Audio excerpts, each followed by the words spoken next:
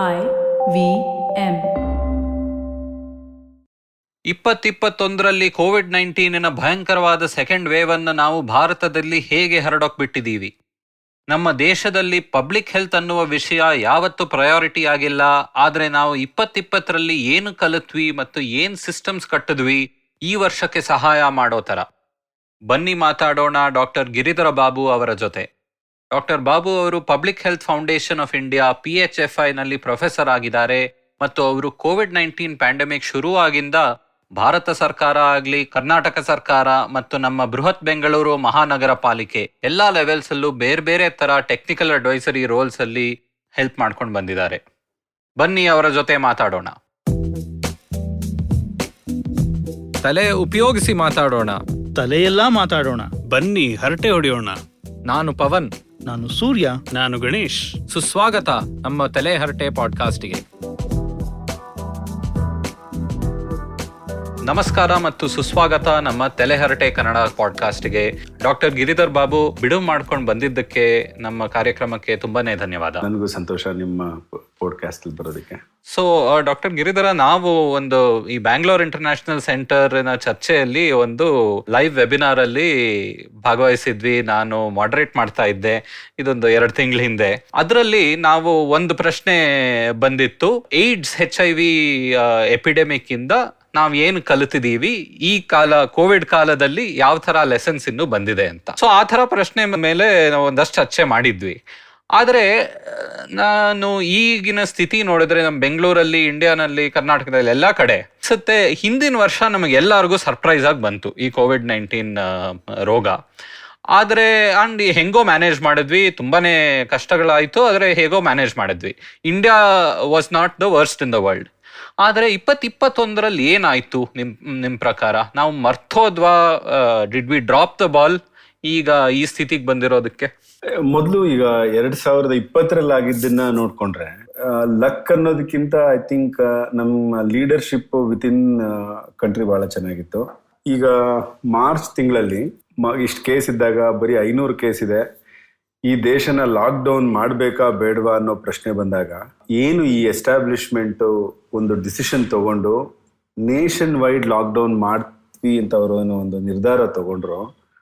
ಆ ಥರದ ನಿರ್ಧಾರ ಇಡೀ ಪ್ರಪಂಚದಲ್ಲಿ ಯಾವುದೇ ದೇಶದಲ್ಲಿ ಅಷ್ಟು ವೈಡ್ ಸ್ಪ್ರೆಡ್ ಆಗಿ ಅಷ್ಟು ಬೇಗ ತಗೊಂಡಿಲ್ಲ. ನಾನು ಆವಾಗ್ಲೂ ಕೂಡ ಸಾಕಷ್ಟು ಸಂದರ್ಶನಗಳಲ್ಲಿ ನನ್ನ ಬರವಣಿಗೆಯಲ್ಲಿ ಹೇಳಿದ್ದೀನಿ, ಭಾರತ ದೇಶದಲ್ಲಿ ಲಾಕ್ಡೌನ್ಗೆ ಬಹಳ ಅತ್ಯವಶ್ಯಕ ಇತ್ತು ಹೋದ ವರ್ಷ. ಯಾಕಂದ್ರೆ ನಮಗೆ ಏನು ಪ್ರಿಪ್ರೇಷನ್ ಇರಲಿಲ್ಲ, ಪ್ರಿಪ್ರೇಷನ್ ಮಾಡ್ಕೊಳ್ಳೋದಕ್ಕೆ ನಮಗೆ ಟೈಮ್ ಬೇಕಿತ್ತು. ಹೊಸ ವೈರಸ್ಸು ಹೆಂಗ್ ಸ್ಪ್ರೆಡ್ ಆಗುತ್ತೆ ಗೊತ್ತಿರಲಿಲ್ಲ, ಬೇರೆ ಕಡೆಯಿಂದ ನೋಡಿ ತಿಳ್ಕೊಳ್ಳೋಕ್ಕೆ ಸಾಕಷ್ಟು ನಮಗೆ ಟೈಮ್ ಸಿಕ್ತು. ಅದ್ರ ಜೊತೆಗೆ most important objective of the lockdown was to prepare.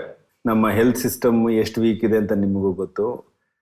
Within Karnataka ನೀವು ನೋಡ್ಕೊಂಡ್ರೆ ಬೆಂಗಳೂರಿನಲ್ಲಿದ್ದಾಗೆ ಒಂದು 100 ಕಿಲೋಮೀಟರ್ ನೀವು ದೂರ ಹೋದ್ರೆ ಇರೋದಿಲ್ಲ. ನಾರ್ತ್ ಕರ್ನಾಟಕದಲ್ಲಿ ಇನ್ನೂ ಹೆಲ್ತ್ ಸಿಸ್ಟಮ್ ಇನ್ಇಕ್ವಿಟೀಸ್ ಇದೆ. ಕರ್ನಾಟಕನೇ ಹೀಗಂದ್ರೆ ನಮ್ಮ ದೇಶದಲ್ಲಿ ಕೆಲವೆಲ್ಲ ರಾಜ್ಯಗಳಲ್ಲಂತೂ ಬಹಳಷ್ಟು ಕೆಟ್ಟದಾಗಿ ಜನ ಒದ್ದಾಡ್ತಾ ಇದ್ದಾರೆ. ಅವ್ರು ನೋಡಿದ್ರೆ ನನಗೆ ಬಹಳ ದುಃಖ ಆಗುತ್ತೆ. ಈಗ ಹತ್ರ ಯಾವುದು ಹಾಸ್ಪಿಟ್ಲ್ ಇರೋದಿಲ್ಲ, ಆಕ್ಸಿಜನ್ ಸಿಗೋದಿಲ್ಲ, ಆ ಥರದ ಪರಿಸ್ಥಿತಿ. ಇದು ಹೊಸದಾಗಿ ಬಂದಿದ್ದಲ್ಲ, ಇದು ಸುಮಾರು ದಶಕಗಳಿಂದ ಏನು ನಾವು ನೆಗ್ಲೆಕ್ಟ್ ಮಾಡ್ತಾ ಬಂದಿದ್ದೀವೋ ಅದರ ದುಷ್ಪರಿಣಾಮ ಈಗ ಕೋವಿಡ್-19 ಮೂಲಕ ನೋಡ್ತಾ ಇದ್ದೀವಿ. ಸೊ ಹೀಗಿದ್ದಾಗ ಪರಿಸ್ಥಿತಿ ಲಾಕ್ಡೌನ್ ಯಾಕೆ ಬೇಕಿತ್ತು ಅಂದ್ರೆ ಒಂದು ಅವಕಾಶ ಕೊಟ್ಟು ಏನೆಲ್ಲ ನಾವು ಸಿಸ್ಟಮ್ನ ರೆಡಿ ಮಾಡ್ಕೋಬಹುದು, ಅದಕ್ಕೆ ಒಂದು ಸ್ವಲ್ಪ ಟೈಮ್ ಸಿಕ್ತು ಈ ವರ್ಷ. ಓಕೆ, ಅದು ಒಂದಾಯ್ತು. ಇನ್ನೊಂದೇನಾಯ್ತು, ಟೆಸ್ಟಿಂಗ್ ಆಗಲಿ, ಟ್ರೀಟ್ಮೆಂಟ್ ಆಗಲಿ, ಪ್ರತಿಯೊಂದಕ್ಕೂ ನಮಗೆ ರ್ಯಾಂಪ್ ಅಪ್ ಮಾಡ್ಲಿಕ್ಕೆ ಅವಕಾಶ ಸಿಕ್ತು. ಅದರ ಫಲ ಈಗ ನಮಗೆ ಸಿಗ್ತಾ ಇದೆ. ಕೇವಲ 3 ಲ್ಯಾಬ್ ಇತ್ತು ಕರ್ನಾಟಕದಲ್ಲಿ, ಹೌದು, ಈಗ ಮೋರ್ ದೆನ್ 100 ಇದೆ. ಈ ತರ ಎಲ್ಲ ರ್ಯಾಂಪಿಂಗ್ ಅಪ್ ಹೋದ ವರ್ಷ ಆಗಿತ್ತು. ಈ ವರ್ಷ ಏನಾಯ್ತು, ನಮ್ಮಲ್ಲಿ ಕೆಲವರು ಅನ್ನೋದಕ್ಕಿಂತ ಸಿಸ್ಟಮ್ ಹೇಗೆ ನಡೆಯುತ್ತೆ ಅಂದ್ರೆ ದೇಶದಲ್ಲಿ, ರಾಜ್ಯದಲ್ಲಿ ನಮ್ಮ ನಂಬಿಕೆಗಳೇ ನಮಗೆ ಮುಖ್ಯ. ನಮಗೆ ವಿಜ್ಞಾನ ಮುಖ್ಯ ಇಲ್ಲ, ಎವಿಡೆನ್ಸ್ ಮುಖ್ಯ ಇಲ್ಲ.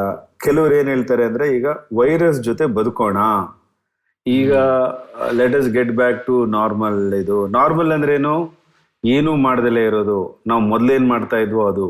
ಅದಕ್ಕೆ ನ್ಯೂ ನಾರ್ಮಲ್ ಅಂತ ಹೆಸರು ಅಷ್ಟೇ. ಆದ್ರೆ ಹೆಸರು ನಿಜ ಏನು, ನಾವ್ ಹೇಗಿದ್ದು ಹಂಗೆ ಇರ್ತೀವಿ, ಏನ್ ಮಾಡ್ತಾ ಇದ್ವು ಹಂಗೆ ಮಾಡ್ತೀವಿ. ನಾವು ನಿಮ್ಮ ಮಾತು ಕೇಳಲ್ಲ, ನೀವು ನಮ್ಮ ಮಾತು ಕೇಳಬೇಡಿ. ನಾವು ಹೆಂಗ್ ಮೊದಲು ಮಾಡ್ತಾ ಇದ್ವು ಹಂಗೆ ಮಾಡ್ತೀವಿ. ಮಾಸ್ಕ್ ಹಾಕೊಳ್ಳೋದಿಲ್ಲ, ಎಲ್ಲಾ ಕಡೆ ಮೀಟಿಂಗ್ ಮಾಡ್ತೀವಿ, ಎಲ್ಲಾ ಕಡೆ ನಾವು ಪೊಲಿಟಿಕಲ್ ರ್ಯಾಲೀಸ್ ಮಾಡ್ತೀವಿ, ಎಲ್ಲಾ ಧಾರ್ಮಿಕ ಆಚರಣೆಗಳನ್ನು ಮಾಡ್ತೀವಿ.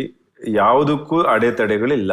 ಸೊ ಇಷ್ಟನ್ನ ನಾವು ಮಾಡ್ಕೊಂಡು ಹೋದ್ರೆ ವೈರಸ್ ತನಗೆ ತಾನೇ ಮಾಯ ಆಗೋಗುತ್ತೆ. ಯಾಕಂದ್ರೆ ನೀವು ನರೇಟಿವ್ಸ್ ಕೆಲವು ನೋಡಿದ್ರೆ ಭಾರತೀಯರಿಗೆ ವಿಶೇಷವಾದ ಇಮ್ಯುನಿಟಿ ಇದೆ, ನಮ್ಮಲ್ಲಿ ಏನೋ ಒಂದು ಎಫೆಕ್ಟ್ ಇದೆ, ಅದರಿಂದ ಲೋ ಮಾರ್ಟಾಲಿಟಿ ಆಗುತ್ತೆ, BCG ವ್ಯಾಕ್ಸಿನ್ ತಗೊಂಡಿದೀವಿ, ಇಲ್ಲಿ ಹೈಜೀನ್ ಹೈಪಾಥೆಸಿಸ್ ಅಂದ್ಬಿಟ್ಟು ಯಾರಿಗೆ ಲೋ ಸೋಶಿಯೋ ಎಕನಾಮಿಕ್ ಸ್ಟೇಟಸ್ ಇರುತ್ತೋ ಅವ್ರು ಏನೆಲ್ಲ ವಿತಂಡ ವಾದಗಳು ಅಂತ ಹೇಳ್ತೀವೋ ಅದಕ್ಕೆ ಲಿಮಿಟ್ ಇಲ್ಲ. ಹೌದು.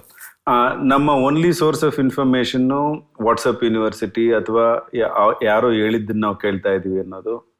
ಹಾಗಾಗಿ ಜನರಲ್ಲಿ ಯಾವ ನಂಬಿಕೆ ಬಂತು ಅಂದ್ರೆ ಈ ವೈರಸ್ ನಮ್ಗೇನು ಮಾಡ್ಲಿಕ್ಕೆ ಆಗೋದಿಲ್ಲ ಅಂತ ಒಂದ್ಸಲ ನಂಬಿಕೆ ಬಂದ್ಬಿಡ್ತು.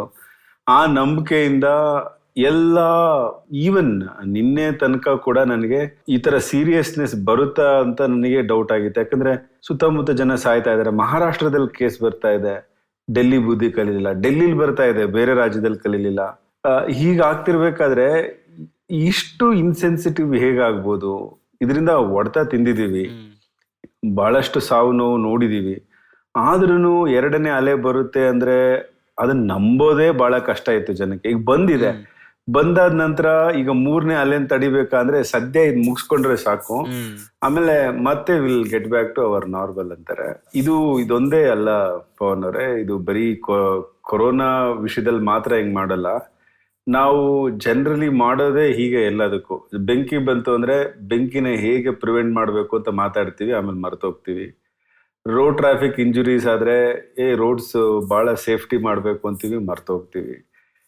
ಪ್ರಿವೆನ್ಷನ್ ಬಗ್ಗೆ, ಪಬ್ಲಿಕ್ ಹೆಲ್ತ್ ಬಗ್ಗೆ ನಮ್ಮಲ್ಲಿ ಕಾಳಜಿ ಇಲ್ಲ. ಇದಾದ ನಂತರ ಕೂಡ, ಎರಡನೇ ವೇವ್ ನಂತರ ಕೂಡ ನಾವೇನಾದ್ರೂ ನಮ್ಮ ಥಿಂಕಿಂಗ್ ಅಲ್ಲಿ, ನಮ್ಮ ಡೈರೆಕ್ಷನ್ ಅಲ್ಲಿ, ನಮ್ಮ ಸ್ಟ್ರಾಟಜಿನಲ್ಲಿ ಚೇಂಜ್ ಆಗುತ್ತೆ ಅಂತ ನನಗೆ ಬಹಳ ಆಸೆ ಇದೆ. ಯಾಕಂದ್ರೆ ಪಬ್ಲಿಕ್ ಹೆಲ್ತ್ ಅಲ್ಲಿ I am an eternal optimist. ಆದ್ರೆ ನಿಜವಾಗ್ಲೂ ಆಗುತ್ತಾ ಇಲ್ವಾ ಅನ್ನೋ ರಿಯಾಲಿಟಿ ನೋಡಿದ್ರೆ ಇಲ್ಲಿವರೆಗೂ ಬಹಳ ಕಮ್ಮಿ ಚೇಂಜ್ ಆಗಿದೆ. ಹಾಗಂದ್ಬಿಟ್ಟು ನಿಮ್ ಕೆಲಸ ಆಗ್ಲಿ ನಮ್ ಕೆಲಸ ಆಗ್ಲಿ ನಾವು ನಿಲ್ಸಕ್ಕಾಗಲ್ಲ. ಈ ಅವೇರ್ನೆಸ್ ಕ್ರಿಯೇಟ್ ಮಾಡ್ಬೇಕು, ಜನಕ್ಕೆ ಇದ್ರ ಬಗ್ಗೆ ಒಂದ್ ಸ್ವಲ್ಪ ತಿಳಿವು ಬರಬೇಕು. ಈ ಅರಿವು ಬಂದ್ರೆ ಮಾತ್ರ ನಾವು ಕೇಳ್ಬೋದು, ಅರಿವೇ ಇಲ್ಲ ಅಂದ್ರೆ ಕಷ್ಟ. ಹೌದು. ಸೊ ಡಾಕ್ಟರ್ ಗಿರಿಧರ್ ಅವರೇ, ಇಲ್ಲಿ ಎರಡು ಪ್ರಶ್ನೆ. ಮೊದಲು, ಇದರಲ್ಲಿ ಒಂದು ಹೋಪ್ ಇತ್ತಾ? ಸರಿ, ಒಂದು ವೇವ್ ಬಂತು, ಒಂದಷ್ಟು ಕಷ್ಟಗಳಾಯ್ತು, ಆದ್ರೆ ಈ ವರ್ಷ ವ್ಯಾಕ್ಸಿನ್ ಬರ್ತಾ ಇದೆ. ಸೊ ಈ ವರ್ಷ ಏನೋ ಎರಡನೇ ವೇವ್ ಬರೋಕ್ ಮುಂಚೆ ನಾವೆಲ್ಲ ವ್ಯಾಕ್ಸಿನೇಟ್ ಮಾಡ್ಬಿಡ್ತೀವಿ, ಆ ಒಂದು ನಂಬಿಕೆ ಇತ್ತ ಜನರಲ್ಲಿ? ಇನ್ನೊಂದು ವೇವ್ ಅಂತೂ ಸಾಧ್ಯ ಇಲ್ಲ, ಅಷ್ಟೊತ್ತಿಗೆ ವ್ಯಾಕ್ಸಿನೇಷನ್ ಬಂದ್ಬಿಡುತ್ತೆ. ಆದ್ರೆ ನಮಗೆ ಮೊದಲಿಂದಾನೇ ಗೊತ್ತಿತ್ತು ವ್ಯಾಕ್ಸಿನೇಷನ್ ಟೈಮ್ ಲೈನ್ ಎಲ್ಲ ಇನ್ನೂ ಟೈಮ್ ತಗೊಳುತ್ತೆ, ಇಡೀ ಪಾಪ್ಯುಲೇಷನ್ ವ್ಯಾಕ್ಸಿನೇಟ್ ಮಾಡಿದ್ರೇನೆ ಆವಾಗ್ಲೇ ನಮಗೆ ಅದರಿಂದ ಲಾಭ ಸಿಗೋದು. ಇದು ವ್ಯಾಕ್ಸಿನ್ ಅನ್ನೋದು ಪ್ರೈವೇಟ್, ಪ್ಯೂರ್ ಪ್ರೈವೇಟ್ ಗುಡ್ ಅಂತ ನಾವು ಎಕನಾಮಿಕ್ಸ್ ಅಲ್ಲಿ ಹೇಳ್ತೀವಲ್ಲ, ಆ ಥರ ಅದು ಬರಲ್ಲ ಅಲ್ವಾ? ನಾವೆಲ್ಲರೂ ವ್ಯಾಕ್ಸಿನೇಷನ್ ತಗೊಂಡ್ರೆ ಬೇರೆಯವ್ರಿಗೂ, ನಮ್ಮ ಅಕ್ಕಪಕ್ಕ ಇರೋವ್ರಿಗೂ ಲಾಭ ಬರುತ್ತೆ. ಆ ಥರ ಒಂದು ಪದಾರ್ಥ ಅದು, ನಾವು ಮಾತ್ರೆ ತಗೊಳ್ಳೋ ಥರ ಅಲ್ಲ. ಸೊ ಆ ಒಂದು ಹೋಪ್ ಅಲ್ಲಿ ಈ ವೇವ್ ಬಂದ್ಬಿಡ್ತಾ? ನೋಡಿ, ಯಾವ್ದಾದ್ರು ಡಿಸ್ಕೌಂಟ್ ಇದೆ ಅಂದ್ರೆ ಜನ ಎದ್ದು ಬಿದ್ದು ಹೋಗಿ ತಗೊಂಡ್ಬಂದ್ಬಿಡ್ತಾರೆ.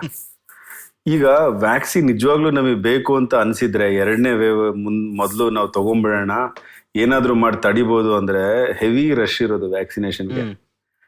ನಾವು ಅಂತ ರಶ್ ಕಂಡಿಲ್ಲ. ಯಾಕಂದ್ರೆ ನಾನ್ ಅರ್ಥ ಮಾಡ್ಕೊಂಡಿದ್ದೇನು ಅಂದ್ರೆ, ಕೊರೋನಾ ಬಂದೋಯ್ತು, ಇವಾಗ ವ್ಯಾಕ್ಸಿನ್ ಯಾಕೆ ತಗೊಳ್ಳೋದು ಅನ್ನೋರೇ ಸುಮಾರು ಜನ ಇದ್ರು. ಹೆಂಗೂ ನಮ್ಗೇನು ಮಾಡ್ಲಿಲ್ಲ, ನಮ್ಗೆ ಆಲ್ರೆಡಿ ಬಂದಿರ್ಬೋದು, ಸಿಂಪ್ಟಮ್ಯಾಟಿಕ್ ಬಂದು ಹೋಗಿರ್ಬೋದು ಅಂತ. ಈಗ ಸುತ್ತಮುತ್ತ ಸಾವು ನೋವುಗಳನ್ನ ನೋಡಿದಾಗ ಈಗ ಒಂದ್ ಸ್ವಲ್ಪ ಅಯ್ಯೋ ತಗೊಂಡ್ಬಿಟ್ರೆ ಬೆಟ್ರಪ್ಪ ಅಂದ್ಬಿಟ್ಟು ಇವಾಗ ಸದ್ಯ ಸಿಕ್ಕರೆ ಸಾಕು ಅಂತ ಇವಾಗ ಬರುತ್ತೆ. ಆದ್ರೆ ಈ ವೇವ್ ಬಂದಾದ್ಮೇಲೆ ಮತ್ತೆ ಆ ಮೋಟಿವೇಶನ್, ಈಗ ನೋಡಿ, ಜನಕ್ಕೆ ಮೋಟಿವೇಶನ್ ಬರಬೇಕು ಅಂದ್ರೆ ಎರಡು ರೀತಿಲಿ. ಒಂದು ಅವೇರ್ನೆಸ್, ಅಂದ್ರೆ ನಾವು ತಿಳ್ಕೊಂಡ್ಬಿಟ್ಟು ಈ ವ್ಯಾಕ್ಸಿನ್ ತಗೊಂಡ್ರೆ ಸಾವನ್ನ ತಡಿಬಹುದು, ಈ ವ್ಯಾಕ್ಸಿನ್ ತಗೊಂಡ್ರೆ ನಮಗೆ ಆಕ್ಸಿಜನ್ ಮತ್ತೆ ವೆಂಟಿಲೇಟರ್ ಅಗತ್ಯ ಇರಲ್ಲ ಅಂತ ಒಂದು ಅರಿವು ಬಂದು ನಾನಾಗೆ ಸ್ವಯಂ ಪ್ರೇರಣೆಯಿಂದ ತಗೊಳ್ಳೋದು. ಇನ್ನೊಂದು ಹೆದರಿಕೆಯಿಂದ ತಗೊಳ್ಳೋದು. ಇಟ್ಸ್ ವೆರಿ ಅನ್ಫಾರ್ಚುನೇಟ್, ಎದುರ್ಕೊಂಡ್ಬಿಟ್ಟು ತಗೊಳ್ಳೋದು. ಯಾಕಂದ್ರೆ ಸುತ್ತಮುತ್ತ ಸಾವುಗಳು ನೋಡ್ಕೊಂಡು ಸಾವುಗಳ ನಂತರ ಹೋಗಿ ತಗೊಳ್ಳೋದಿದೆಯಲ್ಲ, ಇದು ನಿಜವಾಗ್ಲೂ ಒಂದು ದುರದೃಷ್ಟ. ಆದ್ರೆ ಈಗ್ಲಾದ್ರೂ ನಾವ್ ಎಚ್ಚೆತ್ಕೊಂಡು ಈ ವ್ಯಾಕ್ಸಿನೇಷನ್ ಪೇಜ್ ಜಾಸ್ತಿ. ಈಗ ಈ ಸ್ಪೀಡ್ ಎಷ್ಟಿದೆ ಅಂದ್ರೆ ನಮ್ದು ಈಗ ತಾನೇ ವೆಹಿಕಲ್ ಸ್ಟಾರ್ಟ್ ಮಾಡಿ ಸ್ಟಾರ್ಟಿಂಗ್ ನಲ್ಲಿ ಏನು ಸ್ಪೀಡ್ ಇರುತ್ತೋ ಅದಿದೆ. ಈಗ 0 to 100 ಹೆಂಗೆ ನೀವು ಕಾರ್ ಚೇಂಜ್ ಮಾಡ್ತಿರೋ ವಿತಿನ್ ಫ್ಯೂ ಸೆಕೆಂಡ್ಸ್, ಆ ಥರ ಈ 6 ಕೋಟಿ ಜನಕ್ಕೆ, ಈಗಾಗಲೇ 7 ಕೋಟಿ ಜನಕ್ಕೆ ಕರ್ನಾಟಕದಲ್ಲಿ ಇನ್ನು ನೆಕ್ಸ್ಟ್ 3 ತಿಂಗಳಲ್ಲಿ ಅಡಲ್ಟ್ ಪಾಪ್ಯುಲೇಷನ್ ಎಷ್ಟಿದೆ ನೋಡ್ಕೊಂಡು ಅದರಲ್ಲಿ ಪ್ರತಿಯೊಬ್ಬರನ್ನು ನಾವು ಕವರ್ ಮಾಡಿದ್ರೆ ಮುಂದಿನ ಬರುತ್ತಲ್ಲ, ಮುಂದೆ ಡೆಫಿನೆಟ್ 3ನೇ ಅಲೆ ಅಂತೂ ಬಂದೇ ಬರುತ್ತೆ ಈ ಚಳಿಗಾಲದಲ್ಲಿ. ಅದಕ್ಕಿಂತ ಮೊದಲು ನಮ್ಮನ್ನೆಲ್ಲ ಅಡಲ್ಟ್ಸ್ ಎಷ್ಟಿದೆ 18 ವರ್ಷದ ಮೇಲೆ ಜನ, ಅವ್ರಿಗೆಲ್ಲ ತಗೊಂಡು ವ್ಯಾಕ್ಸಿನ್ ಕೊಟ್ಬಿಟ್ರೆ ಇದು ಮಿರಾಕಲ್ ಅಲ್ಲ, ಮ್ಯಾಜಿಕ್ ಅಲ್ಲ. ಸಾವುಗಳು ಅನ್ನೋದು ಎಣಿಸ್ಬೋದು ನೀವು ಬೆರಳಿಕೆಯಲ್ಲಿ, ಅಷ್ಟು ಕಮ್ಮಿ ಆಗುತ್ತೆ. ಆಮೇಲೆ ಸಿವಿಯರ್ ಇಲ್ನೆಸ್ ಆಗಿ ಆಕ್ಸಿಜನ್ ರಿಕ್ವೈರ್ಮೆಂಟ್ ಆಗಲಿ, ಅಥವಾ ಈಗ ನೋಡಿ ಈಗ ಕೇಸ್ಗಳು ಜಾಸ್ತಿ ಆದಾಗ ಓವರ್ ನೈಟ್ ನಾವು ಆಕ್ಸಿಜನ್ ಜಾಸ್ತಿ ಮಾಡಬೇಕು, ವೆಂಟಿಲೇಟರ್ ಜಾಸ್ತಿ ಮಾಡಬೇಕು, ICU ಜಾಸ್ತಿ ಮಾಡಬೇಕು. ಸರಿ, ಒಪ್ಕೊಳ್ಳೋಣ, ಇದೆಲ್ಲ ಬೇಕು ನಮಗೆ ಕ್ರಿಟಿಕಲ್ ಕೇರ್. ಆದರೆ ಓವರ್ ನೈಟ್ ಇದನ್ನು ಚೇಂಜ್ ಮಾಡೋಕ್ಕಾಗಲ್ಲ. ಅದೇ ನೀವು ವ್ಯಾಕ್ಸಿನೇಷನ್ ಪೇಜ್ ಇನ್ಕ್ರೀಸ್ ಮಾಡಿ ಎಲ್ಲರಿಗೂ ವ್ಯಾಕ್ಸಿನೇಷನ್ ಕೊಟ್ರೆ ಮುಂದೆ ನಮ್ಮಲ್ಲಿ ಎಷ್ಟು ಕೆಪಾಸಿಟಿ ಇರುತ್ತೋ ಅದ್ರಲ್ಲಿ ನಾವು ಮ್ಯಾನೇಜ್ ಮಾಡೋದು, ಏನು ತೊಂದರೆ ಆಗೋದಿಲ್ಲ. ಅದನ್ನ ನಾವು ಅರ್ಥಕೋಬೇಕು. ಆಮೇಲೆ ಇದು ಲಾಸ್ಟ್ ಪ್ಯಾಂಡಮಿಕ್ ಅಲ್ಲ, ಇದು ಕೊನೆ ವೇವ್ ಕೂಡ ಅಲ್ಲ. ನಾವು ಈಗಲೂ ಎಚ್ಚೆತ್ಕೊಳ್ಳಿಲ್ಲ ಅಂದ್ರೆ ಮತ್ತೆ ಕಷ್ಟ ಆಗ್ಬೋದು, ಬಹಳ ಕಷ್ಟ ಆಗ್ಬೋದು. ಮತ್ತೆ ಅದರಿಂದ ನಾನು 2ನೇ ಪ್ರಶ್ನೆ ಕೊಡ್ತೀನಿ. ನನ್ನ ಜೊತೆ ನಾನು ಒಪ್ತೀನಿ.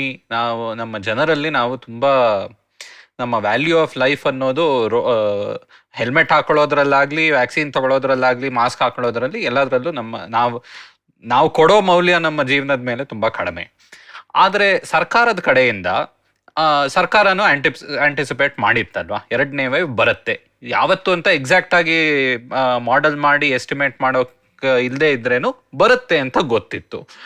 ಸೊ ಸರ್ಕಾರದ ಕಡೆಯಿಂದ ನಿಮ್ಮ ಪ್ರಕಾರ ಏನ್ ತರ ಪ್ರಿಪರೇಷನ್ ಆಗಿತ್ತು? ಲೈಕ್ ಹಿಂದಿನ ವರ್ಷ ನೀವು ಹೇಳಿದ್ರಲ್ಲ, ನಾವು ಲಾಕ್ಡೌನ್ ಮಾಡಿ ಸಮಯ ತಗೊಂಡು ಸಿಸ್ಟಮ್ಸ್ ಬಿಲ್ಡ್ ಮಾಡಿದ್ವಿ. ಒಂದಂತೂ 100% ನಾನು ಅಗ್ರಿ ಮಾಡ್ತೀನಿ, ಟೆಸ್ಟಿಂಗ್ ಸಿಸ್ಟಮೇ ಇರಲಿಲ್ಲ. ಈಗ RT-PCR ಅನ್ನೋ ಪದಾನೇ ಕೇಳಿರ್ಲಿಲ್ಲ ನಾವು. ಡಯಾಗ್ನೋಸ್ಟಿಕ್ಸ್ ಎಲ್ಲ ಇನ್ನೂ ಬೇರೆ ಸಿಸ್ಟಮ್ಸ್ ಇತ್ತು, ಈಗ ಎಲ್ಲ ಕಡೆ ಇದೆ. ಹಾಸ್ಪಿಟಲ್ ಅಂಡ್ ಕೋವಿಡ್ ಸೆಂಟರ್ಸ್ ಆ ಥರನೂ ಇನ್ನೂ ಸ್ವಲ್ಪ ಕೆಪಾಸಿಟಿ ಇದೆ.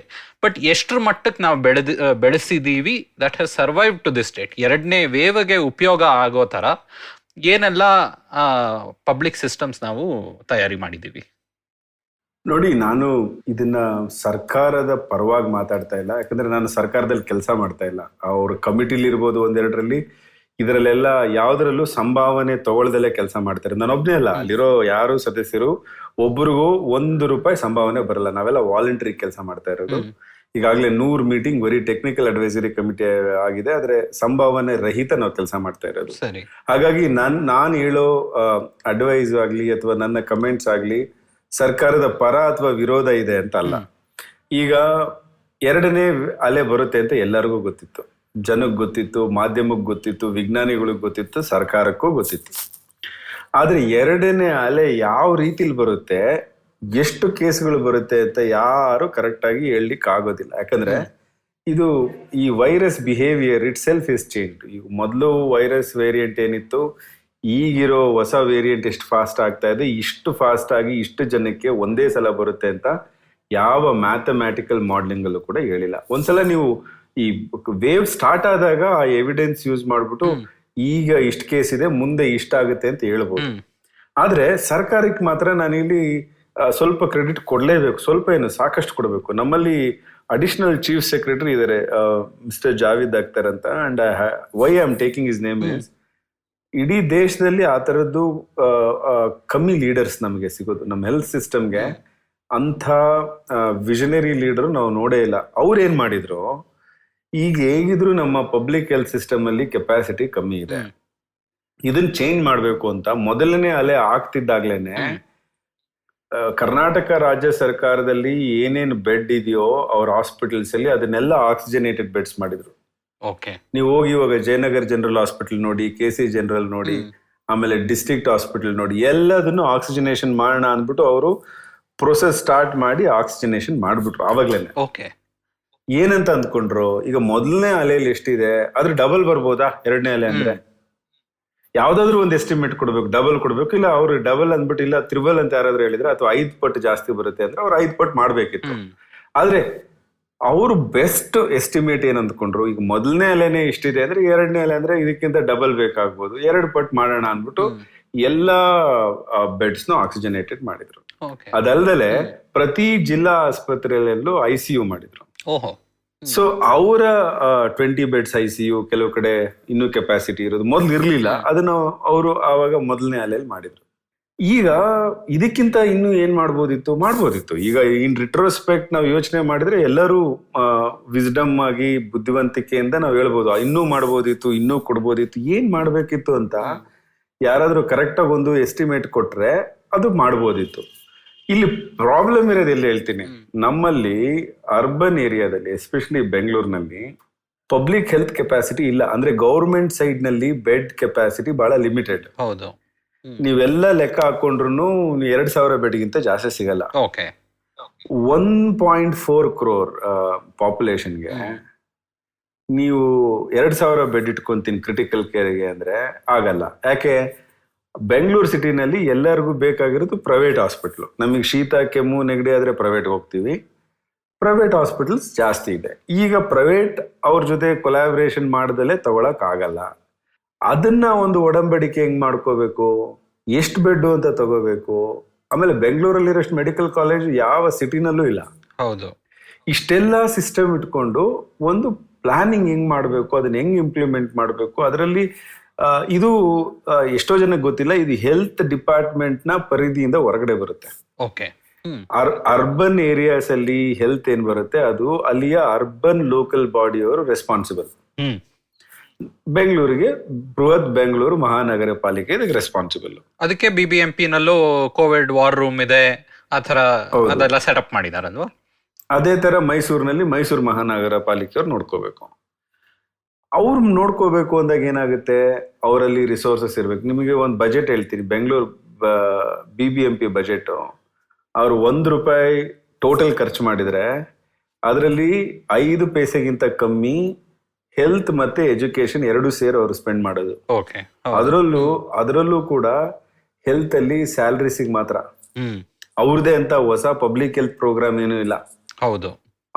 ಅವರಲ್ಲಿ BBMP ಇರೋದು ಬರೀ ಮೆಟರ್ನಿಟಿ ಮತ್ತೆ ರೆಫರಲ್ ಹಾಸ್ಪಿಟಲ್ಸ್. ಅಲ್ಲಿ ಅವ್ರದ್ದೇನು ದೊಡ್ಡ ಹಾಸ್ಪಿಟಲ್ ಇಲ್ಲ. ನೀವು ಅದೇ ಮುಂಬೈಗೆ ಹೋದ್ರೆ ಅವ್ರ ಕಾರ್ಪೊರೇಷನ್ ಅಲ್ಲಿ ಅವ್ರದೇ ಮೆಡಿಕಲ್ ಕಾಲೇಜ್ ಹಾಸ್ಪಿಟಲ್ಸ್ ಇದೆ, ಅವ್ರದೇ ದೊಡ್ಡ ದೊಡ್ಡ ಹಾಸ್ಪಿಟಲ್ಸ್ ಇದೆ. ಸೊ ಇಲ್ಲ, ನಾವು ಆ ತರದ infrastructure long term public government sector ಅಲ್ಲೇ ಕ್ರಿಯೇಟ್ ಮಾಡಬೇಕು. ಇಲ್ಲ ಪ್ರೈವೇಟ್ನವ್ರ ಜೊತೆ ನಾವು ಒಂದು ಪ್ಲಾನ್, ಪ್ಯಾಂಡಮಿಕ್ ಪ್ರಿಪೇರ್ಡ್ನೆಸ್ ಪ್ಲಾನ್ ಮಾಡಬೇಕು. ಪ್ಯಾಂಡಮಿಕ್ಸ್ ಬಂದ್ರೆ ನಾವು ಈ ಅಗ್ರಿಮೆಂಟ್ ಪ್ರಕಾರ ಇಷ್ಟು ಬೆಡ್ ತಗೊಂತೀವಿ, ಇದಕ್ಕೆ ಇಷ್ಟು ದುಡ್ಡು ಕೊಡ್ತೀವಿ, ಅದನ್ನ ಈ ಟ್ರಾನ್ಸ್ಪರೆಂಟ್ ಮೆಕ್ಯಾನಿಸಮ್ಸ್ ರೆಡಿ ಮಾಡಬೇಕು. ಇವಾಗ ಏನಾಗ್ತಾ ಇದೆ, ಅವರೊಂದು ಬೆಡ್ ಸಿಸ್ಟಮ್ ಮಾಡಲಿಕ್ಕೆ ಒಂದು ವೆಬ್ಸೈಟ್ ಮಾಡಿದ್ದಾರೆ, BU ನಂಬರ್ ಟೈಮಿಗೆ ಕರೆಕ್ಟಾಗಿ ಜನರೇಟ್ ಆಗಲ್ಲ, ಜನರೇಟ್ ಆಗುತ್ತೆ, ICU ಬೆಡ್ ಎಲ್ಲಿ ಖಾಲಿ ಆಗ್ತಿದೆ ಗೊತ್ತಿಲ್ಲ. ಇದನ್ನೆಲ್ಲ ಸ್ಟ್ರೀಮ್ ಲೈನ್ ಮೊದಲೇ ಮಾಡಿದ್ದನ್ನ ಯೂಸ್ ಮಾಡಿಲ್ಲ ನಾವು ಈ ಸಲ, 2ನೇ ಸಲ. ಸೊ ಹಿಂದಿನ ವರ್ಷ ಈ ಪ್ರಾಬ್ಲಮ್ ಅನ್ನ ನಾವು ಸಾಲ್ವ್ ಮಾಡಿದ್ವಿ. ಹೌದು. ಈಗ ನೋಡಿ ಬೆಂಗಳೂರು, ಈಗ ನೀವು ಕೇಸಸ್ ಜಾಸ್ತಿ ಆದಾಗ ಬೆಂಗಳೂರು ಬಹಳ ಫೇಮಸ್ ಆಗಿತ್ತು. ಬೆಂಗಳೂರು ಮಾಡೆಲ್ ಅಂತ ಕೇಸ್ ಸಡನ್ ಆಗಿ ಆದ ಕೂಡಲೇ ತಕ್ಷಣ ಇನ್ನೊಂದೇನಾಗುತ್ತೆ, ಇಂಥ ಪ್ಯಾಂಡಮಿಕ್ ಟೈಮ್ನಲ್ಲಿ ಲೀಡರ್ಶಿಪ್ ಬಹಳ ಮ್ಯಾಟರ್ ಆಗುತ್ತೆ. BBMP ಈ ಪ್ಯಾಂಡಮಿಕ್ ಅಲ್ಲಿ 3 ಕಮಿಷನರ್ ನೋಡಿದೆ. ಸೊ ಅದು ಅಟ್ಲೀಸ್ಟ್ ಪ್ಯಾಂಡಮಿಕ್ ಮುಗಿಯೋ ತನಕ ಒಬ್ರು ಕಮಿಷನರ್ ಇಟ್ಕೊಂಡು ಅವ್ರ ಜೊತೆ ಮ್ಯಾನೇಜ್ಮೆಂಟ್ ಮಾಡೋದು ಆಗ್ಲಿಲ್ಲ.